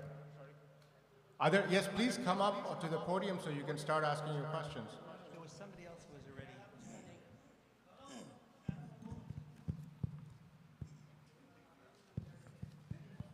What? I was reading the arbitration. How about when you come up with it, why don't you look for, yes, and then come back up again when you are ready with your question. Assalamu alaikum. Yes, please go ahead. To the brother on the other side who said that he created Bohid. Are you there? Say again? The brother who had said that he created Bohid. Yes, he's here. Brother, can you come up to the podium? Do you have a question for him? I do. Okay, go ahead. Brother Tasif, Assalamu alaikum. Yes. So Brother Tasif, you created the Mohid system for the masjid for UC to use? Yes, Yes. What was the purpose of it? to record the memberships, every person. I can't hear you. Speak closer. So record the members. So we what? So we can have a data, logs, all the information for the members. For all members that paid. Yes, Yes. So everything is there in that data, yes, and you have it. yes. So you're the person who designed this for the masjid, but did anybody approach you and ask you for information or help in finding this data, the memberships? Did Brother Irfan or Brother Akil approach you? Not in my knowledge, I don't think so. So while you're the person who has all the information and the data, and Yes. actually it's explicitly known in the EC that you implemented the system to record data for members, for paid members, nobody approached you. No, Brother Irfan, why was that so? That's not true, though. So what is true? The truth is that an email was sent, and Brother Tosif was apparently at a conference for 4 days and nobody could access it unless he could. And then eventually... Which email? Say again? I'm sorry, who sent the email to who? The email was sent from one of the BOT members for the membership list, and that was sent, I don't have the exact track, but it was sent, and I can pull up once, because I don't have all the emails in front of me, but yes, it was sent, and I believe someone responded, because at that time, I was not the one that sent it, because I had to request as a mediator, the BOT to provide the list of the members, and eventually the access was eventually given based on the communication between BOT and EC, but it was done. so I do not give access until the president approves it, so I did not give you access for that. No, I didn't have access. You mentioned that you do have access and you logged into No, the I system. said Brother Akil provided us the information from Mohit. I never said that I had access to Mohit. Okay. Yes. And Brother Akil is here? Because I believe this is important that we do I need think Brother Akil clarification has only on this. financial access. Right, but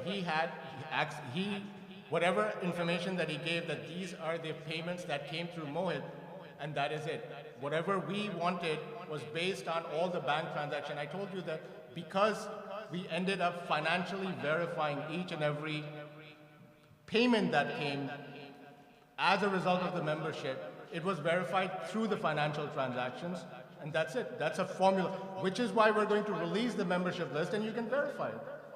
I believe many things are lost in translation here. Somebody said this, we sent an email here, and etc. And I appreciate this Q&A. So really thank you, Jazakallah khair, Imam, for bringing this out. I think nobody should shy away from questions or addressing the elephants in the room.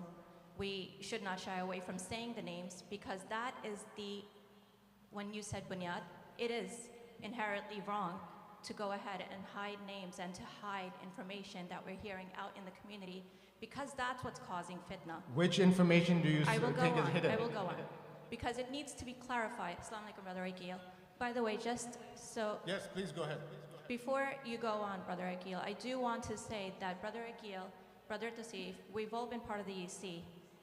And we have all worked together with so much harmony and love together, so much trust together, that these brothers, I have called them literally, I would call them into my family as my own, because that's how much trust and love I have for them. So there's a lot of ambiguity, a lot of questions thrown up in there, a lot of statements that are said, which this is why I prefer the people from the EC to come up to the podium and address all these misconceptions, so therefore they can be erased. Therefore we can move on to prayers, what the masjid is made for. The masjid is made for us to come in congregation to pray. The masjid is made for my children, is what I'm trying to set an example for. The masjid is made for sisters like Sister Mahreen, who undoubtedly should be part of the BOD. Sister Javeria, who should also be part of the BOT. We have Sister Nagar, who needs to be there. Definitely these sisters are highly qualified. Anybody here, Sister Shabana? Anyone here? Even, hello, assalamu alaikum. You know, I've met you a few times, so I know. Like I said last time, we are the future. And I wanted to clarify and question again that Sister Maureen asked, where does it say that sisters should be a part of it? Because that's going to also get lost in translation, and I absolutely agree it will get lost for 35 years again. And then also, where's the part with diversity? I have black sisters who told me on Eid prayer day, they left the masjid because they felt that it was racist. I have Arabic sisters who left the halaqah because they said that if it was only for Pakistanis. My Turkish family friends left this masjid.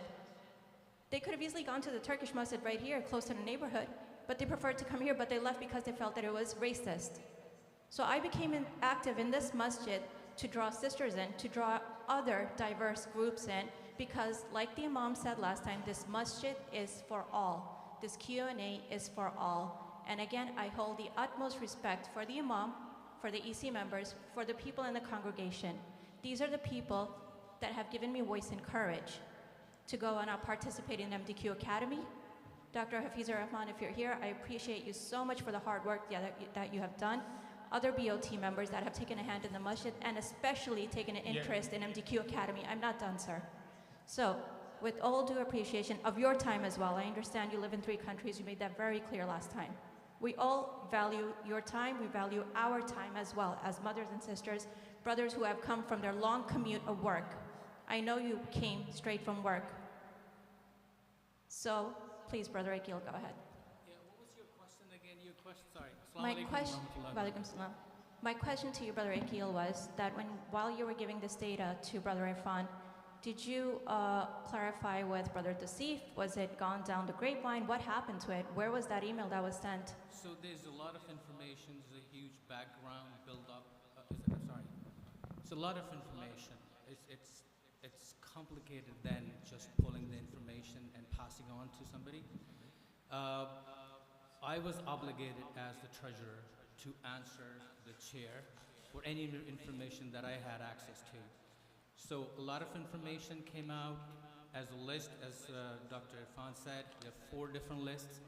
When I was approached as a treasurer, I had the access to the financial data, and I pulled the information. I'm not, again, as Brother Tausif said, he designed it, he was the user, but to the best of my ability, and I can, state this based on my experience, the payment data is very easy to pull from that information because it has the date, the credit card information.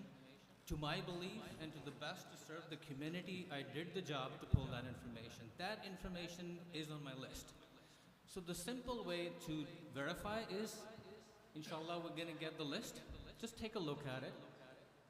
Brother Tausif is gonna verify right away if the payment data is on there or not, right? I believe everything is on there. So that's my statement. It's not hidden, it's not mistrust. We are all trying to help the process. Absolutely. Different levels, and as you said, sister, let me state this because I never got to the podium. This is the first time ever. Sure, go ahead. Alhamdulillah, great honor to be working with Dr. Nasser. Thank you so much. All Fuad, Brother Saad, you yourself, Sister Huma, this guy who works for a year, honestly, it was honor. Really was there to help you guys to achieve what you wanted to do. So thank you for that opportunity. Any question about the financial? That list was made in the circumstance that Dr. Irfan mentioned. So I don't want to say anything else because I'm here to clarify, right? Right. To put everybody together. Right, absolutely. Yeah. That's what we're all trying to do. And I believe that, if the negotiation part or the negotiator, if you had, I honestly, earnestly believe this. I know you took many steps. I know you worked very hard in negotiating between 2 parties. But I really earnestly believe that had you also pulled in the EC, who had a plethora of information of what was conducted, how it was conducted, what was being done. You yourself said the BOT fell asleep on the job. But who was working? Brother Tasif was working, Brother Akil was working, Brother Fawad was working, Dr. Nasser was working. We were taking meetings day in, day out. We were doing X, Y, and Z, things that the community couldn't see, things you didn't see. But I would have really appreciated it if it was just contained within the EC and the BOT. Many misconceptions would not even have arisen, and that was not done. Even now, I believe that even if extra strides are taken towards the EC, many of these conceptions can still be erased right now, and we can achieve a peaceful agreement amongst everything. It doesn't have to go here to the entire community and things that are said that are not okay to be said within families. Thank you. Thank you for your comment. And please understand that it does have to go to the community, it does have to go to the members, because the judge says so, the laws says so, the Constitution says so. Members, congregation decide. That's what unfortunately hasn't been done in 35 years, and that's why we are here to have this open session. This is going to end. There is going to be no more open sessions, at least on my part.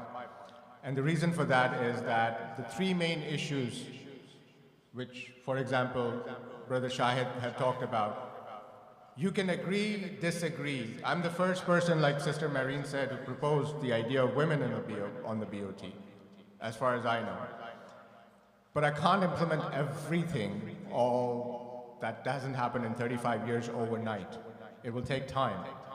Right now, the issue of membership, whatever data that it was extracted from is the most comprehensive in our opinion. We worked on it. It was given to us by the treasurer, who is part of the EC. Whatever is there, it will be released, just like the CBL is released. You members are the most important people to give comments on it. 8th August, enough time. You can read through it, you can go through it, propose changes. But it's the members who decide. And that list is going to be revealed in the spirit of open, fairness, and transparency that the judge has ordered. Final response on this issue, membership, and then we'll go to others. Brother Shahid, I may agree with you. You have to understand that I cannot impose my decision. It's hard for me not to do it because I would like to give my opinion on what should be done, but I can't, right? So the reason what I can do is this, which is why I keep repeating that the little bit ambiguity that was there has been resolved by this judge. The judge says that you have to have within the existing, so exact words, read the TRO, right? The meeting, the members' meeting has to be done under the existing bylaws. To adopt new bylaws, you can say that in the new bylaws, in Article 24, which allows more flexibility, and there are other benefits for why we did it, the membership criteria should be different. Instead of 6 months, it should be 1 year. It should be 2 years. It should be immediate, whatever. No skin off my back, right? But right now, we have no choice but to do the 180 days. Because the existing bylaws say that. I don't say it. He doesn't say it. He doesn't say it. The judge ordered it, and it has to follow. Are some people going to fall in it? Maybe, maybe not. But that's what the judicious part is. I just want to make a couple of comments. Yeah, let me just, I just want to follow up on that for 1 minute, a couple of points. First of all, I hate to hear phrases like vilifying the board or the BOT or the BOT fell asleep. I don't think that's true at all. You all fell asleep. The congregation fell asleep. It happens. You know, it just happens. It happens in so many congregations. It's nothing new. There has never been good governance here. Whoever drafted the first constitution, whoever incorporated this, the lawyers should have maybe guided you, set up a proper form of governance. It wasn't done. It happens. Let's not look backwards. pointing fingers and blaming this group or that group. It's not the BOT's fault, it's not the EC's fault, it's not the sister committee's fault, it's not the treasurer's fault, it's everyone's fault. There was no governance. It was never structured properly. The very fact that you have an EC that appears to have powers separate from a board that's not part of the board, which the law doesn't allow, is bound to fail. It's like having an automobile manufacturer corporation that has a designer that does his own thing and an engine manufacturer designer that does another thing, and then they put a car together. It's going to explode. It's not going to work. That's what's happening. So let's not point fingers, but let's look at what's the best way to go forward effectively. One other thing. Dr. Iqbal, you mentioned a number of times written by the judge, right? The judge ordered. The judge actually, just so you know, so you understand how it works, the judge didn't write that order. It's the movants, the people who just made a motion to stop the member meeting, their lawyer wrote that order. The judge just signed it. Now it's true that when the judge signs it, it becomes the judge's order, and now we have to follow it because that's what the judge said. So you're right, but think about how that order came into place. It was the people who made the motion to stop the member meeting and to stop going forward. Their lawyer, they wrote those words, that we want to comply, we want to have open and transparent. They said that the mediation process was not enough open and transparent, that we're not following the Constitution, and so the judge said, okay, for the time being, let's do that. Open and transparent, follow the Constitution. That's what we're here to do tonight.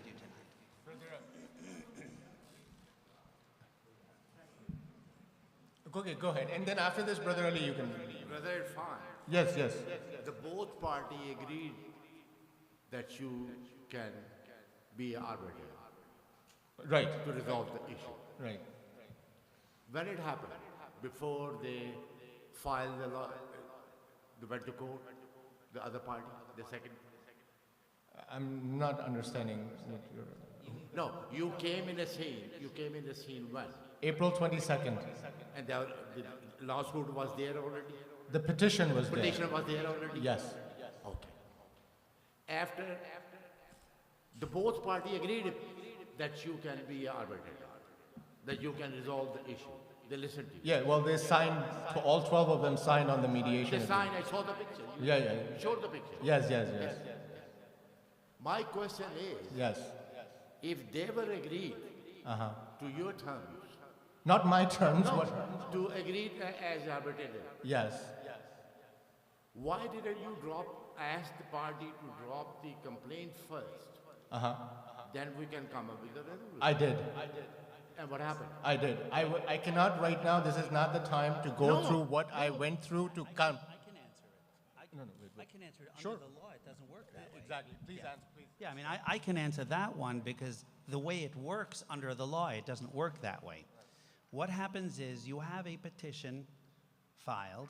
The other attorney, we appeared for the respondents originally. So now there was a live action. We opposed it. We have papers ready. You have two options. Either you go forward and you spend thousands and thousands and thousands of dollars in litigation and you fight and you see who wins. And then whoever wins or loses, then you appeal and you have another 2 years and $300,000 of legal fees later, you have one side wins and one side loses and the congregation falls apart. So that's generally not the best way to go. So the other option is you try to resolve it. And that's what happened. So we agreed to stay the motion. The motion is held in abeyance, and you don't go forward. The parties tried to resolve it in mediation. Fortunately, it surprised me because mediations in congregations usually don't work out. But it did work out, and the parties all agreed to the mediation. The parties all agreed to a resolution, and we were very pleasantly surprised. But in order to finish it, the two parties have to sign what's called a settlement agreement and a stipulation of discontinuance. Yes. Okay? And that discontinues, that ends the legal action. The judge won't entertain that until the judge is satisfied that the parties have resolved it. So first, you have to resolve it. Part of the resolution, part of the mediation agreement, was that there was going to be a reincorporation, a congregational vote, a new structure set up, because that's what the petitioners wanted. And guess what? That's what the respondents also wanted, to have a better masjid and have better governance. They agreed to a new form of governance, and we were all ready to go forward, have this meeting, have it resolved, and then, once it's concluded, the resolution is final. We prepare a simple agreement telling the judge the parties have resolved it, there's been an election, there's a new form of governance, everyone is now happy with the form of governance. Well, not everyone, but the sides, the petitioners and the respondents, and we're now ready to go forward. And then you sign a stipulation of discontinuance, and the action is over. The lawsuit is over. But as for I see now, what do you have in proposed bylaws? I'm sorry? What do you have in the proposed bylaws? The Yes. qualification of the member. Oh, that's part of the That's process. one of the big disputes between two parties right now. Yes, but the And- petitioners and the respondents were all signed up and ready to go forward. But then there was a new group of what we now call the movants, the people who came into court and filed a Third motion, and that stopped everything, and that's where we are today. Okay, I'm talking about all three. In my opinion, this is the house of Allah. Nobody owns this. We are just custodian. We are servant of this house. Okay? In my opinion, all three parties, if they fear Allah, they should sit down in one room and come up with a solution to this. That's They are sitting over here. They are sitting over here, all three groups. They are sitting over here, all three groups. If they sit down, and we can invite two scholars and Imam Sahib, three scholars, sitting with you guys, so you can resolve this issue. It can be done. so. Do you guys agree to this? Here's the thing. Look, okay. Can I respond? No, let me do that. Listen, I just want to. you spend the money, I don't care you spend how much you spend. I'm asking you if you agreed to Brother Irfan that yes. Brother Shahid, wait. Excuse me. Okay. No crosstalk. You've made your point. You've made your suggestion. Good. That's enough. We're not going to. This is not a meeting. You have to understand. This is being recorded. Yeah, And the judge is going to watch this. Yeah, in my opinion. Don't please take any votes. This is not an emotional speech where you're going to ask people for takbir. This is an information session. Be very careful. We're doing this under court's proceedings. Excuse me. Okay? As a result. Please, Brother Ali, go ahead. There's I a have a sister who question. wants to speak. I have a Go ahead. question. You've been waiting for a long time. Go ahead. So come to the podium, make your suggestion, make your comment, but please don't ask people to vote. This is being recorded. It's not a good idea. We are here to impart information. Come here, you make your suggestion. This is what I think should be done. Good. Then go back and sit down to your seat. Don't invite people, don't invoke people to say, and everybody starting, this is not that. This is information and Q&A. Ask Q&A, answer question. You may not like the answer, you may like the answer. But have the ability to absorb all the different points of view and then go back and sit down. Please, go ahead, brother. Assalamu alaikum. You'll go next. And welcome, Mr. Black. What we say, ahlan wa sahlan. Thank you for coming and your time. Just a suggestion, because I'm also confused about the people who could vote or not in a way. Because the reason is we were not following the bylaws, and the people were not registering because they were not looking, they were not getting anything like a voting right or something of that sort. So, and the bylaws, and you're the lawyer, I mean, you would know I'm not a lawyer, so if you have the 6 months or 180 days, whatever, holding period or waiting period, you can have the election after 180 days and allow the congregation to get the membership during that time. We have an active EC that is already in place, so we are not in vacuum.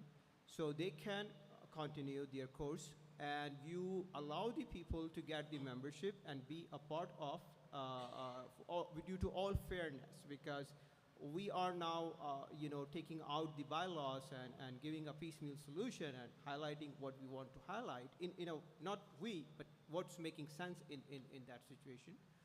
You give them that waiting period or whatever, and then they will, whoever wants to be a member, and then vote after 180 days. With the bylaws are beautifully done. I don't find any major issue. Some tweaking might be.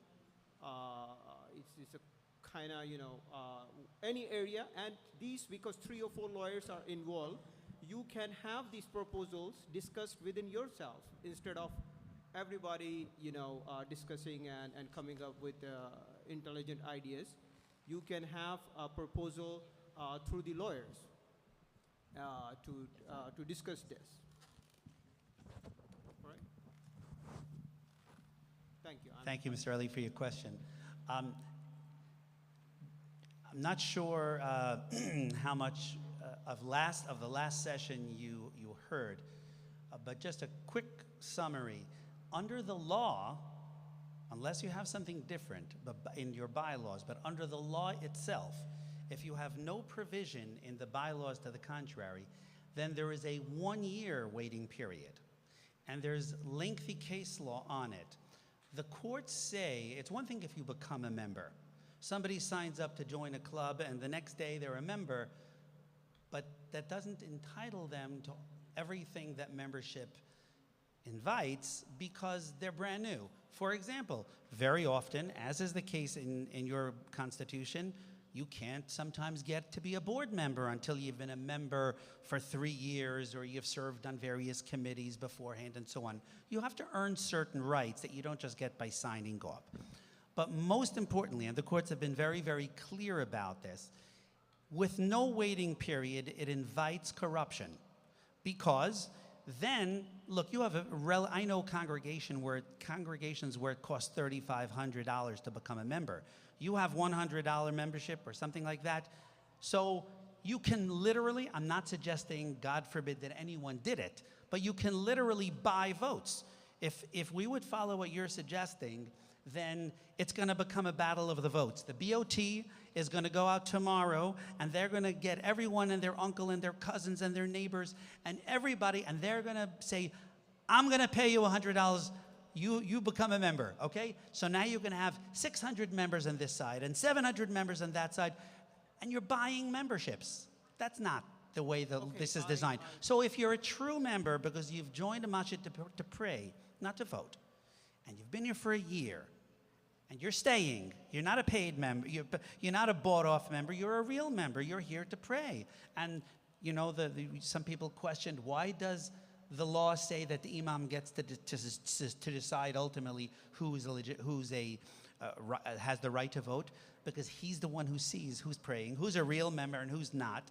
And, and there's a certain sense of religion, of religious vision that goes into this whole process. So we follow rules, we follow donations, but ultimately there has to be a sense of what's right and wrong. There's a reason why the law says 1 year. Now, our bylaws say, to the extent that they're enforceable, and we've been enforcing them, and both sides seem to have conceded that we want to follow them, it's less, it's only 6 months. But that's the operative term, and that's what we're guided by right now. It's just simple. Nobody's looking. There's been an implication that by doing the 180 days, the board or whoever is trying to cut out votes. To the contrary, if they followed the law, they'd be a whole year. The board, you can't have your cake and eat it too. To those people who are, I'm not talking about you. I'm just saying, we have to. If we're following the bylaws, we follow the bylaws. If we throw the bylaws out the window, then we just follow the religious corporation law. We have 1 year. You have very valid and good points, and I appreciate it. However, the problem is because we are locking the mosque forever, to be very honest, the structure we have, to have a consensus, a broader consensus on the ideas is very necessary and in the spirit of law, to be very honest. if it's a holding period is 1 year and the members should be vetted by the imam, we can, I think there is no rush, to be very honest. If you could come up with, some kind of vetting process and wait maybe 1 year. We didn't have any election for 35 years. So it's not going to make any difference and it's going to lock the bylaws forever. And the frustration in the community has to be a little bit, settled, and they should see like they are actually participating in the process. And we have a very active and vibrant community. I just want to make a practical response to you. Right now we have a lawsuit, as you know, going, and the judge is waiting.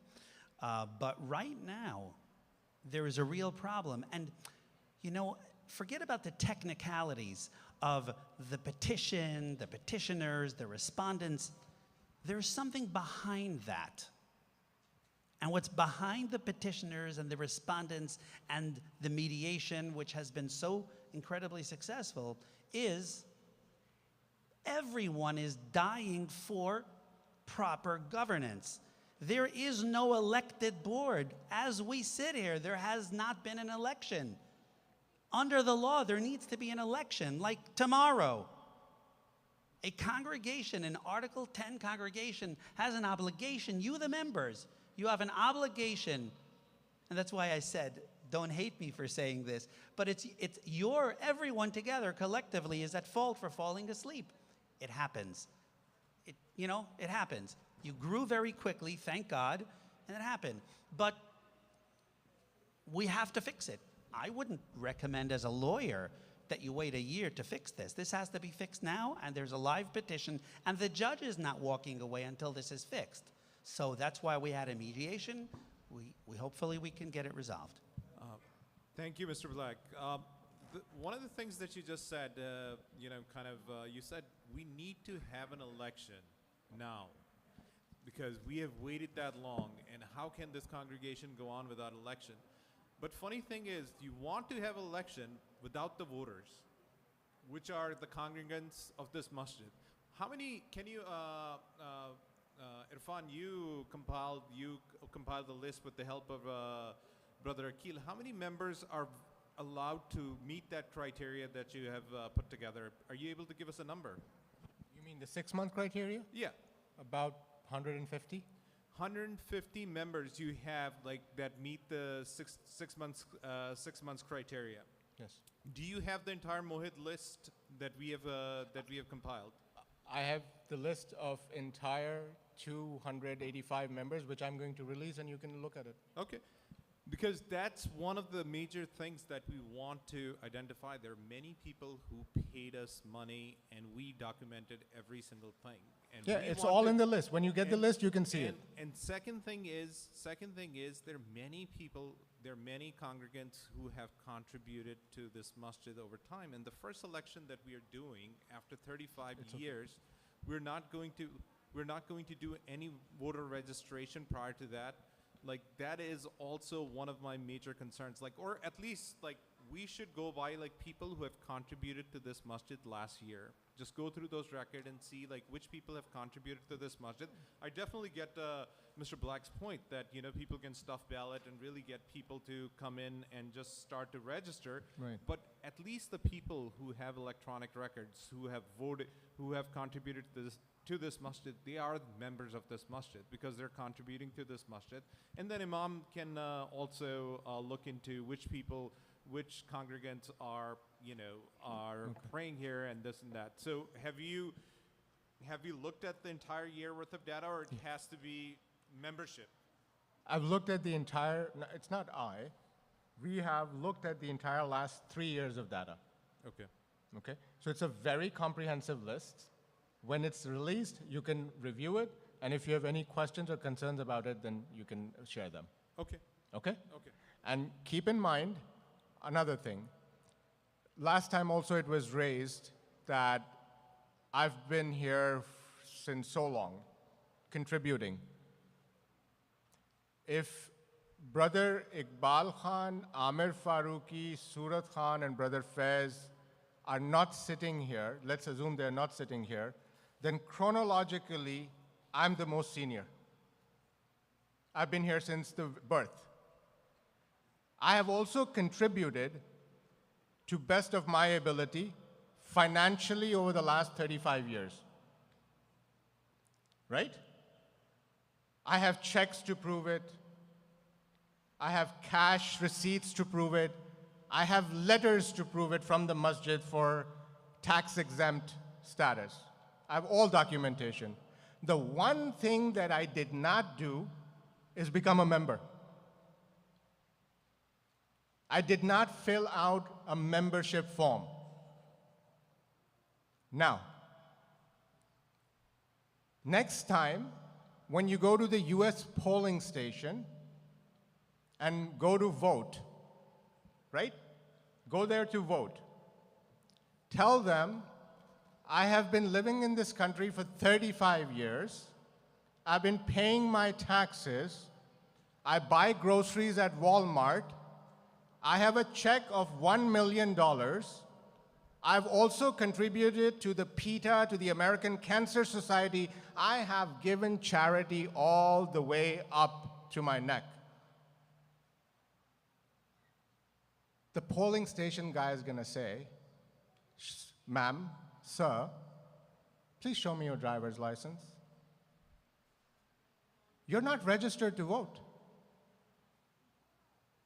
Try that next time. I've been in this masjid since 1988.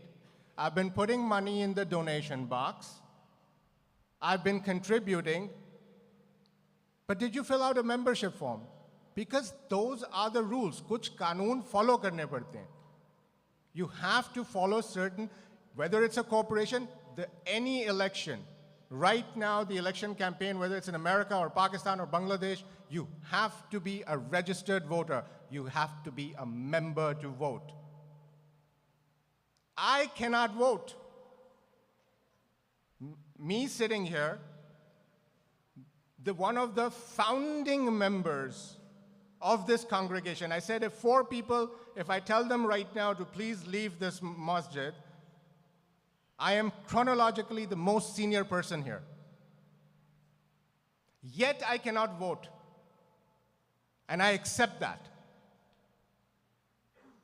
Because I don't fulfill the criteria that these bylaws, as fractured as I might think that these bylaws are, as wrong as these bylaws are, as much as I might agree with Brother Shahid that this is what the criteria should be for the vote, next time try that at a US polling station and see what the response you get.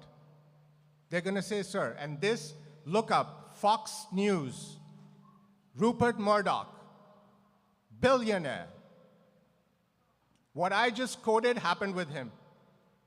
Sir, you're not registered to vote. Even the president has to go and register to vote because there is a criteria. So please, for all these 35 years, the reason why I spent last 3 months going through each and every record, no one before me had done that.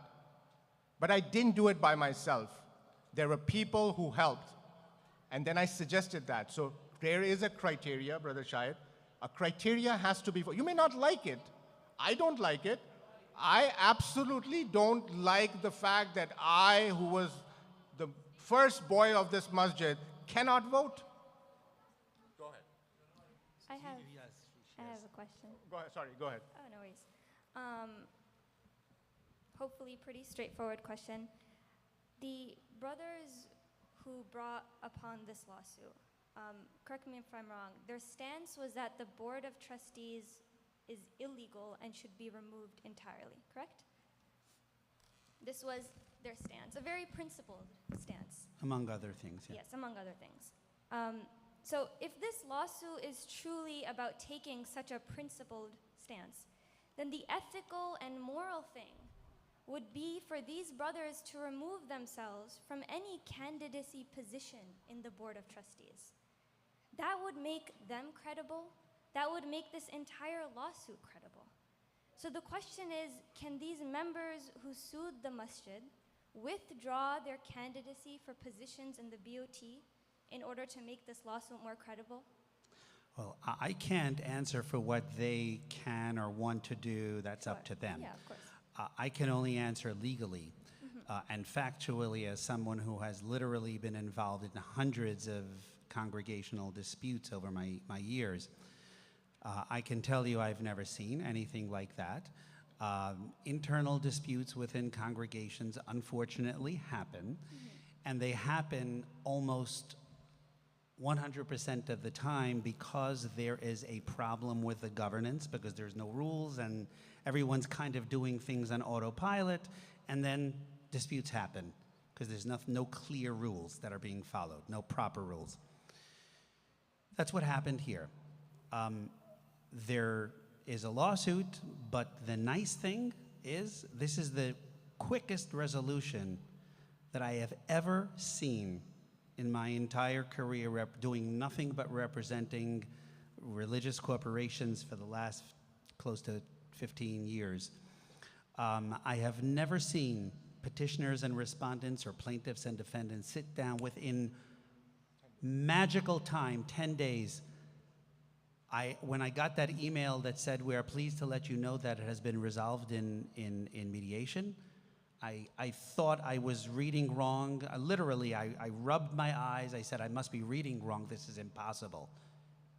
And I've never seen such a rule. So what that tells me is that there were petitioners and respondents who disagreed, but their hearts were in the right place, and they very quickly realized that the only proper way, the only religious way, and the only logical way out of it was to resolve it amicably, which they almost did. But then, unfortunately, another group of people came in and stopped that. That's the current what we call the movants, the people making the motion. And that has now started a whole new process. So I don't think personally, in my experience, I have never seen the answer being, you remove yourself. Should the movants now have to remove themselves? You'll be left with a congregation with nobody with experience, and nobody will know how to run a congregation. I think the BOT, the petitioners, the respondents, all the people, especially the BOT, the most senior people, are the people with the most experience in knowing how to run this place. Whether there were improprieties, whether they made mistakes, whether some of the things they did were not proper under the law, that's unfortunate, and we look forward. But the fact is, these are the people who, as the Imam said earlier, put their blood into this place and built this place. And the notion that they would remove themselves, to me, doesn't sound right. Right. I guess I'll just repeat the question. You don't have to answer, but I just want to pose it to the audience. That the ethical, the moral, the religious thing would have been for those who sued the masjid saying the BOT is illegal. Again, a very principled stance. The ethical thing would be the people who are suing remove themselves from candidacy in the BOT. I'm not really approaching this from a legal perspective. I know that's what you're approaching it from, but I am just posing this like it's the elephant in the room, to be quite honest, right? And I think it's quite odd, and I just wanted to put it out there that I think the ethical thing would be for them to remove themselves from candidacy in the BOT. Because, I mean, that's a very apparent conflict of interest, just in my opinion. But go ahead. Thank you very much, sister. Brother, go ahead. Sorry, Bismillah. Homer Jamil. So we, just to remind you, it's 9, is that clock correct? 9:40, okay. And the Isha Salat? 10:10. So we have 25 minutes, so I would request. Oh, 10 o'clock. Oh, sorry, I'm sorry. So we have 15 minutes, basically. And because Mr. Black and I need the last 5 minutes to recap, since this is the last session, and the next time it will be August 8th when they have to appear and make a decision. So please go ahead. And if I could please request you to make it brief, because I think there are you two are sitting too? Oh, you don't have a question. You have a question? Okay, all right. Go ahead. Yeah, I'll make it brief. Since last meeting, there were quite a lot of people asking me because I asked a question. They thought I was more privy to the information in the lawsuit here. There's an anxiety regarding the cost of the lawsuit. I know that that wouldn't be able to be disclosed, but in order for us to go from article, what we have right now, to 24 or 27, whatever it is, if there is a cost, what that cost is, because at the end of the day, it's coming out of the pockets of our pockets. And one question after that, I'll just sit down. If there are, so this is a standard document, are there any amendments that are able to be made in the article? Yeah. If there are, do they have to be made before it's ratified, or can they still be made even after it's ratified if there continues to be disagreements that come through from the members here, and if they want to make amendments in the future, in a year, 2 years, 10 years, decade, whatever, if those amendments could be made? Great questions, and I mean that, great questions. Practical, logical questions. So first of all, the costs going forward, if we have a congregational meeting and we go forward and we take action and we resolve and we adopt a new set of, a new form of governance, reincorporation, there is going to be almost no cost left. I mean, there will be a few hours of time. There will be us overseeing the election, making sure it's done right. Then you sign the stipulation of discontinuance that I mentioned earlier with the court, and it's over. You have bylaws, you have a board, you have a governance. You should keep following the governance, overseeing it, make sure it's done right, but the costs are virtually done. What's costing now is the additional time of additional strife. Now, there is something good. You know, in every darkness, there's a ray of light. And so the good that comes from the additional motion now that's stopping things is we have more opportunity to discuss, to run things through. There's more transparency. That's great. I have the opportunity to explain the law to you to the extent that you have questions. But the cost should be done if we resolve it. If we resolve it, there is very, very minimal additional cost. It's going to be over. No, the litigation will be over. Will be settled, stipulation of discontinuance, it's over. And we were very close. We were one meeting away from that. And then this whole additional thing happened, which, as I say, is unfortunate, but God has his reasons, and we learn from it, and we grow from it. As far as, I really love the other second question even better, because people should understand, under the Religious Corporations Law, bylaws are adopted or amended by a 2/3 majority vote.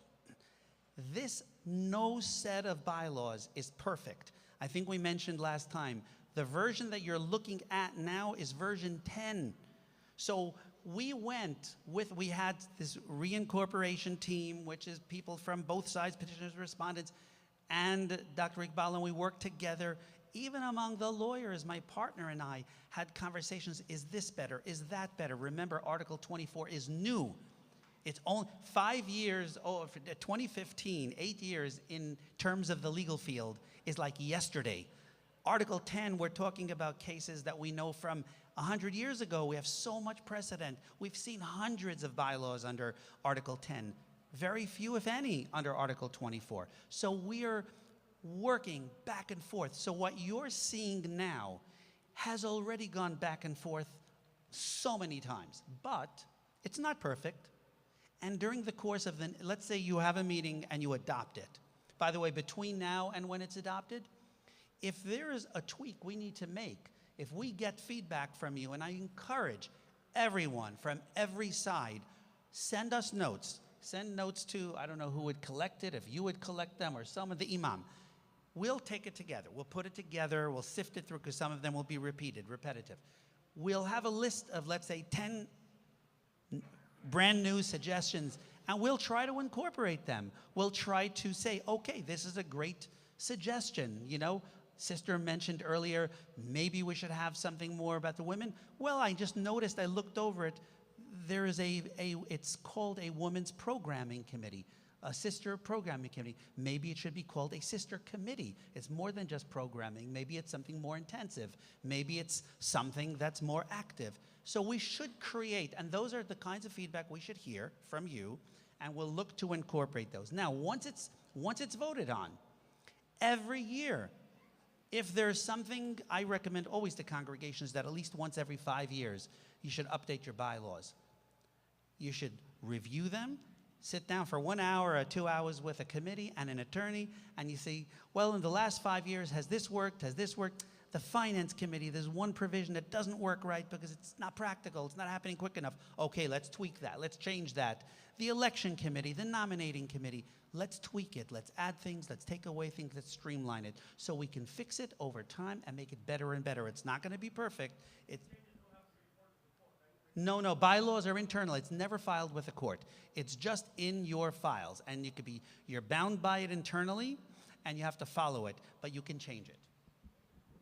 And just keep in mind that we have a certain time frame that we're working in. I believe you go back on August 8th, and we're going to make that in concluding remarks. Sorry, brother, please go ahead. Before you start, if there's anyone from the brother, if you can stand up here or go ahead. Sister, you can. Question over there. Yes. So once you're done, then she can go ahead. Okay. So my name is Amar Shahzad, and we cannot hear you. Assalamu alaikum, everybody.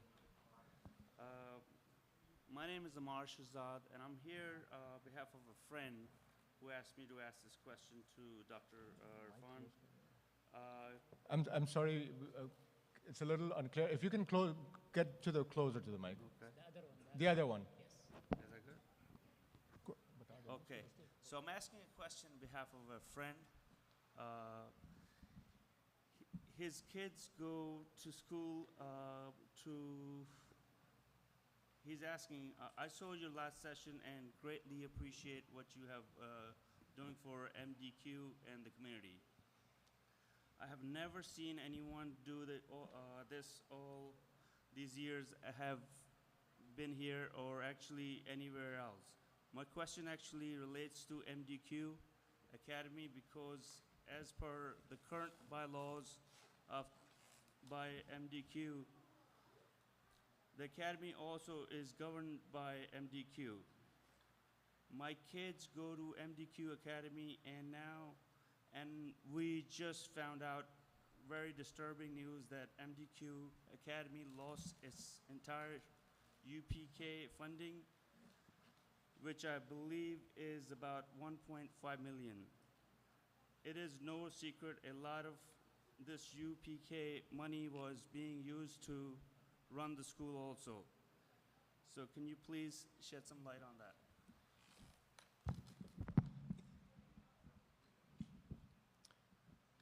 Thank you, brother. So if I understand your question correctly, you're asking this on behalf of a friend. On behalf of a friend, okay. His kids go all right. to MDQ. So, okay. First of all,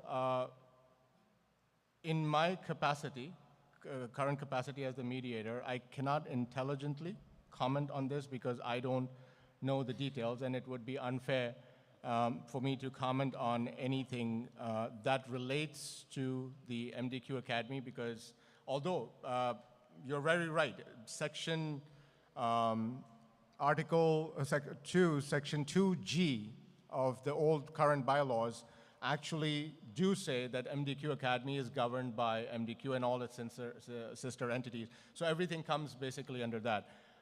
The quote-unquote disturbing news about that is something that I don't know the details of, the loss of the UPK funding. So I cannot intelligently comment on that. That's something for another session for people who actually are part of the EC or part of the school can comment on that. So that's something if I would advise your friend to contact the school and find out from them exactly what the issue is and why allegedly this unfortunate incident has happened over there. So that's something. Anything else? Assalamu alaikum. Okay, thank you. Did you want to address that? I just want to make one comment that's unrelated to your question, but it just somehow got triggered, and it was related to the prior question. Because I know legal fees obviously are a big concern because it's coming out of the members' pockets. I understand that I had a conversation beforehand with someone, and I understand the insurance company denied coverage. Insurance companies are also always going to deny coverage the first time you ask them for coverage. We do this all the time, and we have insurance companies who deny coverage, and then you go back to them, and it has to be the attorneys who have to look at the language of the policy very closely. I can't make you a promise. I haven't seen the policy, but at least a portion of the costs of the litigation should be covered by, I hope, should be covered by insurance, and we should certainly at least look into it, because you know insurance companies will always deny you in the first application, and if you don't push them and challenge them on it and sometimes threaten that you'll take them to court if they don't comply with a policy, then they won't pay. So just something for you to keep in mind. Excuse me, a sister has a question here. Yes, please go ahead. Assalamu alaikum. I'm Nigar Rahman. I have 2 or 3 quick questions. I would like to know the names of those who sued the masjid, and why did they sue the masjid? It's not clear to me. And secondly, whose idea was it for the masjid to pay the legal fees? Why they can't pay it themselves? Those were 2 questions. You said you had 3? Well, the other question was that, it's not a question, it's a statement that Islamically, anybody who desires a position, wants a position, should never be given it. And I did mention this last week as well. Okay, thank you. Since this is a Q&A about the process, I can tell you that if you want to find any details about the lawsuit, it's publicly available, it's online, you can read the petition, you can read the names, they give the reasons why they sued it, why they filed a lawsuit. I think it's well known that it's been mentioned here repeatedly tonight that there was a dispute involving governance, and thank God the 2 sides have come together, the petitioners and the respondents, and they have all agreed on a way forward. So I'm very, very pleased that has happened. Thank you. But there was a Thank you. second question that she had that I think went unaddressed. Oh yes, what was the question about legal fees? Yeah, Why should is the masjid paying for it? Why is it not being paid by the people who brought on this lawsuit? Well, first of all, there is always 2 sides to a dispute, right? So the first person who runs into court, suppose you have 10 people on one side and 10 people on the other side, and they're racing toward the courthouse. And the 10 people on the right side of the street, they make it there first. They get to be called petitioners. If the people on the left side of the street didn't have a stop sign, they would have been made it first. They would have been called the petitioners. They're both arguing. Because of a stop sign, they should pay the fees, and the other side? What about the people who just made a motion? Probably that was one of the most expensive pieces of the whole litigation, because for 3 days, this was an emergency motion. From Friday, we found out about it, and Monday we had to be in court. 3 attorneys were working all weekend, working with a paralegal. Tons of time and a lot of expense. Should they carry all the fees? I mean, where does it end? In the end of the day, we represent not just the respondents, we were retained to represent MDQ. And we're trying to make MDQ go forward with no more expenses. And actually, let me clarify something. The legal fees are divided into litigation, and then after the mediation, reincorporation. The litigation part, as far as the petitioners are concerned, the people who filed the petition, they did pay their own fees. That did not go from the masjid. The petitioners did pay their own fees. After the mediation, when it was agreed upon, and there is a 21-page trail of how that agreement was done, that the reincorporation, once the mediation was effectuated, those expenses will be covered by the masjid. Can you please clarify why the other party has asked for a motion? What was their reason? Which party? There are 2 now. Well, I'm not quite sure even. See, that's the problem. Everything is still so muddy. I mean, the community No, still you're doesn't asking understand. with the first one, or the party, or the movements now? The movements now. Why have they asked for it? Because Yes. according to, you want to legal? Sure, well, I mean, I thought that people know that already, it's self-evident. As We I said don't. earlier, we were ready to move forward and have an election. We were, the day of the election, the weekend of the election, we got served a notice, what's called a TRO application with an order to show cause, to show up in court Monday morning and for a motion to stop the election. If that motion had not been filed, we might already have been in Article 24. But Let me finish, please. We might have saved, I don't know, $70,000 of legal fees. Who knows how much went into that? We probably wouldn't be here tonight. So, as I said earlier, there are some good things out of this because we're all here and we're talking, and that's a good thing. But this has been a very expensive process. So it was the movants, the people who filed the most recent motion, who stopped the election. Why? They came in and did that. But why? They chose. They said that this vote should not go forward. I believe it is primarily the EC members, and they said, let's not go forward. Let's not have an election now. Issues were raised with membership, with transparency, with whatever, and the order show cause that they drafted, which the judge signed, is what we're following tonight. We're being transparent, and we're following the law and the Constitution.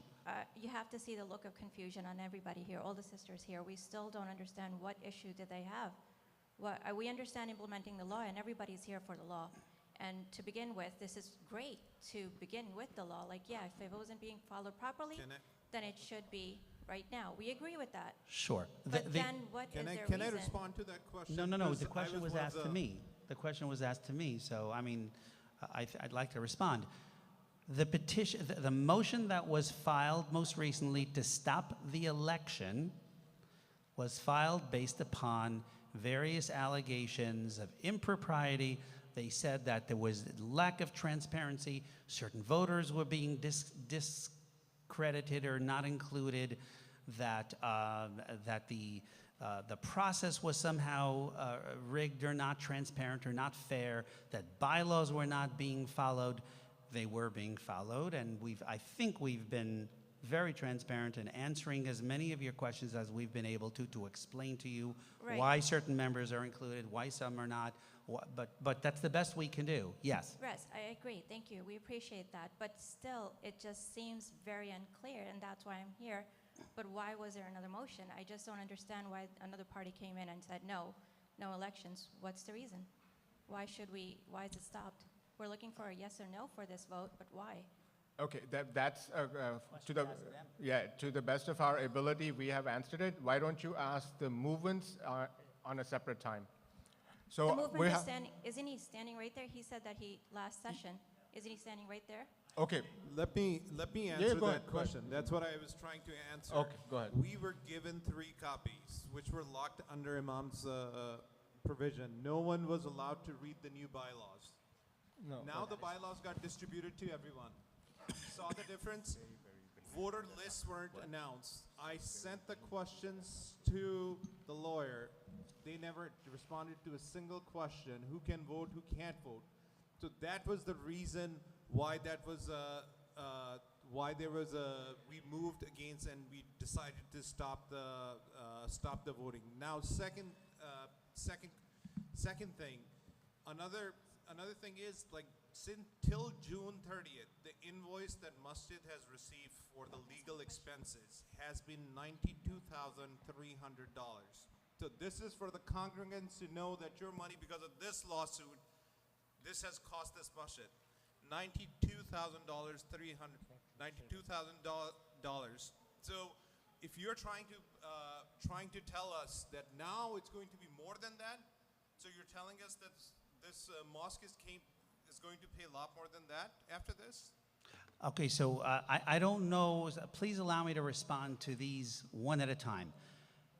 I think everyone just heard me say that if we resolve it and we don't have any more litigation and any more people saying stop the vote and don't go forward, and there's almost no more legal fees. It's virtually over. There's going to be some time we're going to have to come in here and supervise the election, make sure it's done properly, and that's it. And then we sign a stipulation of discontinuance, and it's over. And there are no more legal fees. relatively very minimal legal fees. So that's one thing.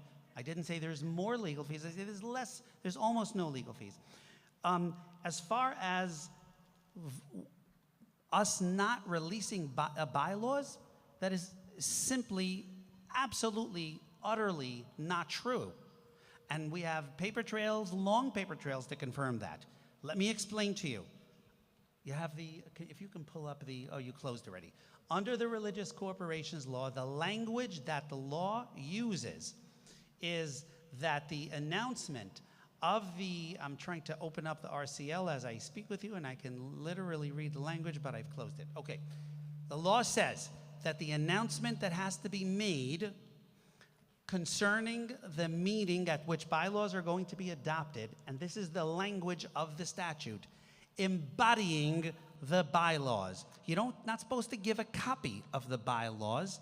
It's supposed to embody the bylaws. It's supposed to summarize the essence of what the bylaws are going to do. Realistically, you don't give, if you have a congregation with, there are congregations that have 3,000. We have congregations that are 10,000 members. You're not going to distribute 10,000 copies of the bylaws. What you do is you summarize, you make it available, and also as a practical matter.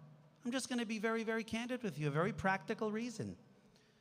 When you have anybody who's ever served on a board or in a committee understands this. You don't want to invite trouble. You want to be transparent. If somebody wants a copy of the bylaws, they come to your office, they get a copy. But if you start distributing 1,000 copies of the bylaws, you're going to have 10,000 letters under your door the next day. It's just not practical. That's why there are committees and subcommittees, and everyone does their little piece. You sift through, you bring it up to the top, and then the board takes, or the executive committee, whoever it is, takes a certain thing, and then they take action on it, and they present it to the congregation. You don't present the whole thing to the congregation because you're going to you'll never finish. And forget about your legal fees, because now the lawyer is going to have to answer 10,000 questions. So it's not practical. And we do meetings all the time, right? That's one of the things our firm has been doing for years. Our lawyers have been doing for years. When we have member meetings, what we do is, when we have announcement of a bylaws, at the next meeting we're going to have bylaws, the person who makes the announcement, which is the minister, whether it's an imam, a priest, a rabbi, he has a few copies on his desk, and he says, we're going to have a meeting to adopt new bylaws. If anybody wants to see a copy, come up here, have a look at it. If there's not enough, we can make a few more copies, and people come up with it. We don't usually have a box with 1,000 copies, so everybody takes home and gives it to their aunt and uncle, and then you have 20,000 people contributing ideas. It's not practical. It's just going to take way too much time and way too much money. Never was there an interest was there any hiding or lack of transparency. To the contrary, anybody who wanted it could get a copy emailed to them. Anybody who wanted it, the imam had copies there. Imam, did anyone come to you and ask you to look at them? I don't know. A couple of people came up. Were there hundreds of people coming to you? No. There was a couple of people who came to the imam, and the imam gave it to them, and they saw it. And if more people would have come and they didn't have copies, imam would have told us, we need some more copies. We would have made more copies. There was never a lack of transparency. So that's just something. And one more thing I just want to, last time, after I left, it was said that somehow I had some allegation about me saying that I have a ballot box that I bring along and I get ballot boxes stuffed. And aside from the fact that that is terribly insulting and defamatory, I want to assure you I don't have a rigged ballot box. I don't own such a thing. Go ahead, please. I'll make it very brief. If you think you were right in doing the way you wanted to do the meeting and the election, then the judge would have gone with you. So the judge realized that justice was not being done. There was no transparency here. All right? So let me finish, please. And the second part, since you raised this question, that's why I'm commenting. I was reading your article in the Law Journal, and I just want you gave tremendous powers in the beginning of the meeting to the Board of Trustees. Into the mic, please. So yeah. if you can just read this and see if you're contradicting yourself, or am I misunderstanding? The general body has tremendous powers, and they should be given that power. Yes, I'll read it verbatim. Conclusion. This is my article. I am the religion law columnist for the New York Law Journal, which is the largest legal publication in the country. And this was an article I had written a number of years ago, and here's what the conclusion is. In most instances, the wishes of the members of non-hierarchical religious corporations, this is a non-hierarchical one, will override conflicting views of the incorporated institution's managers, its trustees. This is mandated by the RCL as well as by constitutional principles, well-grounded in New York Court of Appeals and the United States Supreme Court jurisprudence. I completely agree with that and stand by it, and I've been saying exactly that tonight. I've been telling you that you know how the members override the board? The members override the board when they amend the bylaws. If the board says we want to have a $100 membership fee, and the members think it should be a $200 membership fee, well, then at the next meeting for amending a bylaws, the members can vote to amend the bylaws and have $200 membership fee. It's not usually small things like that. It's usually more essential things.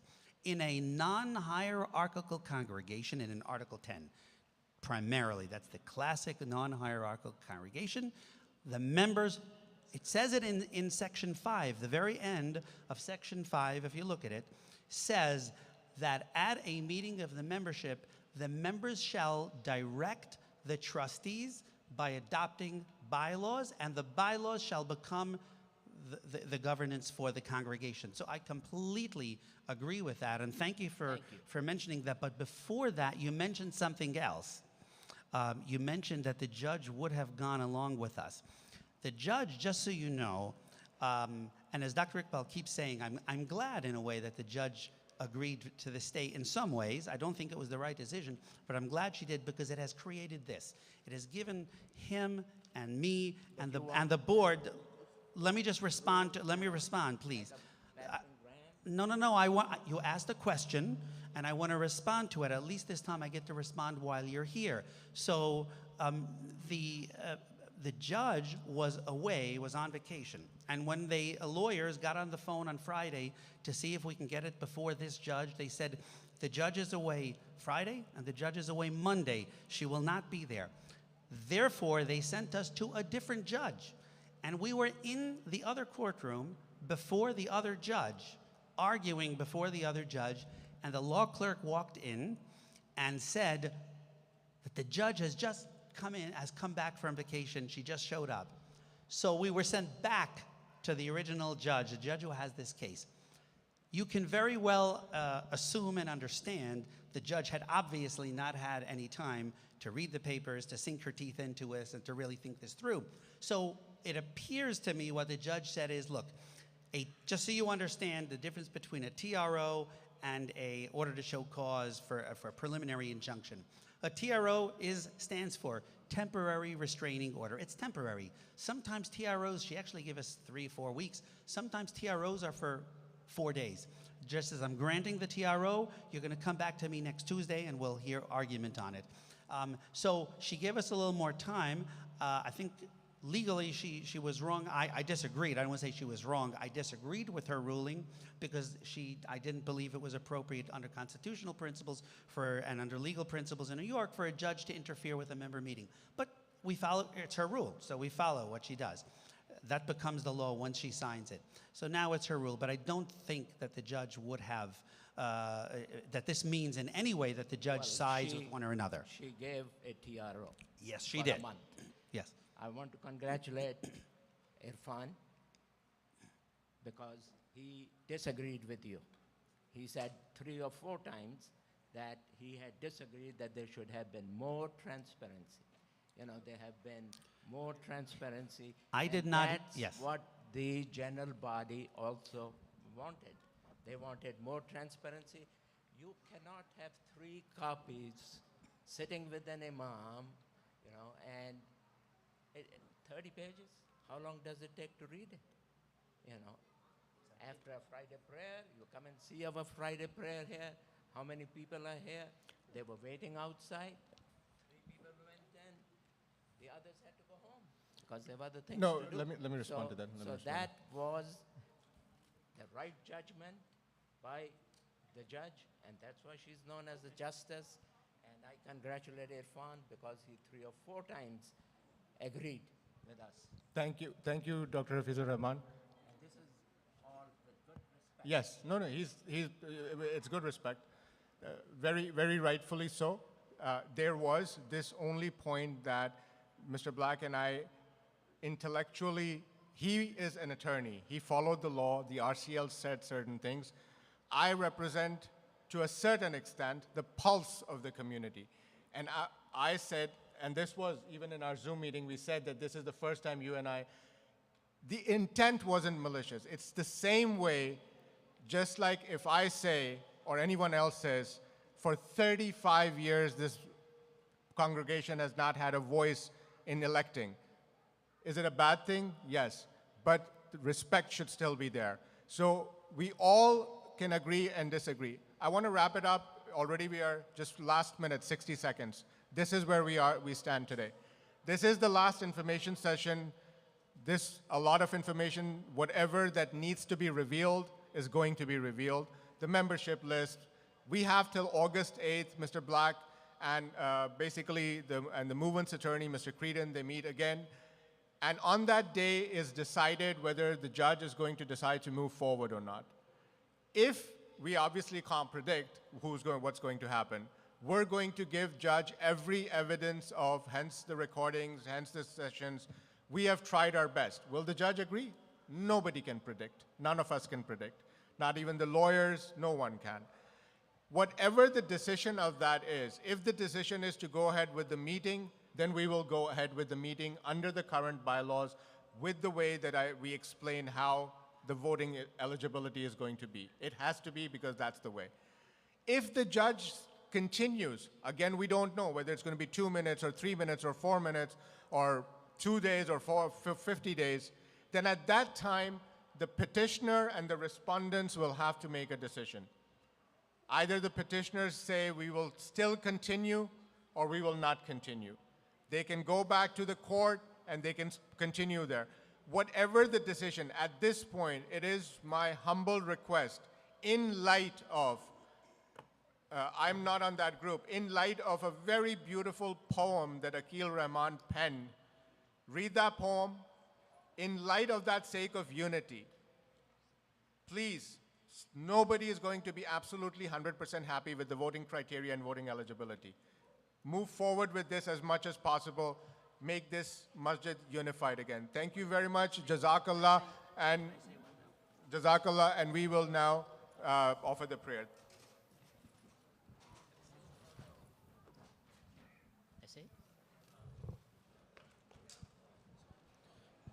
Thank you so much, first, the Honorable Attorney, Mr. Barry Black. Thank you so much for coming tonight.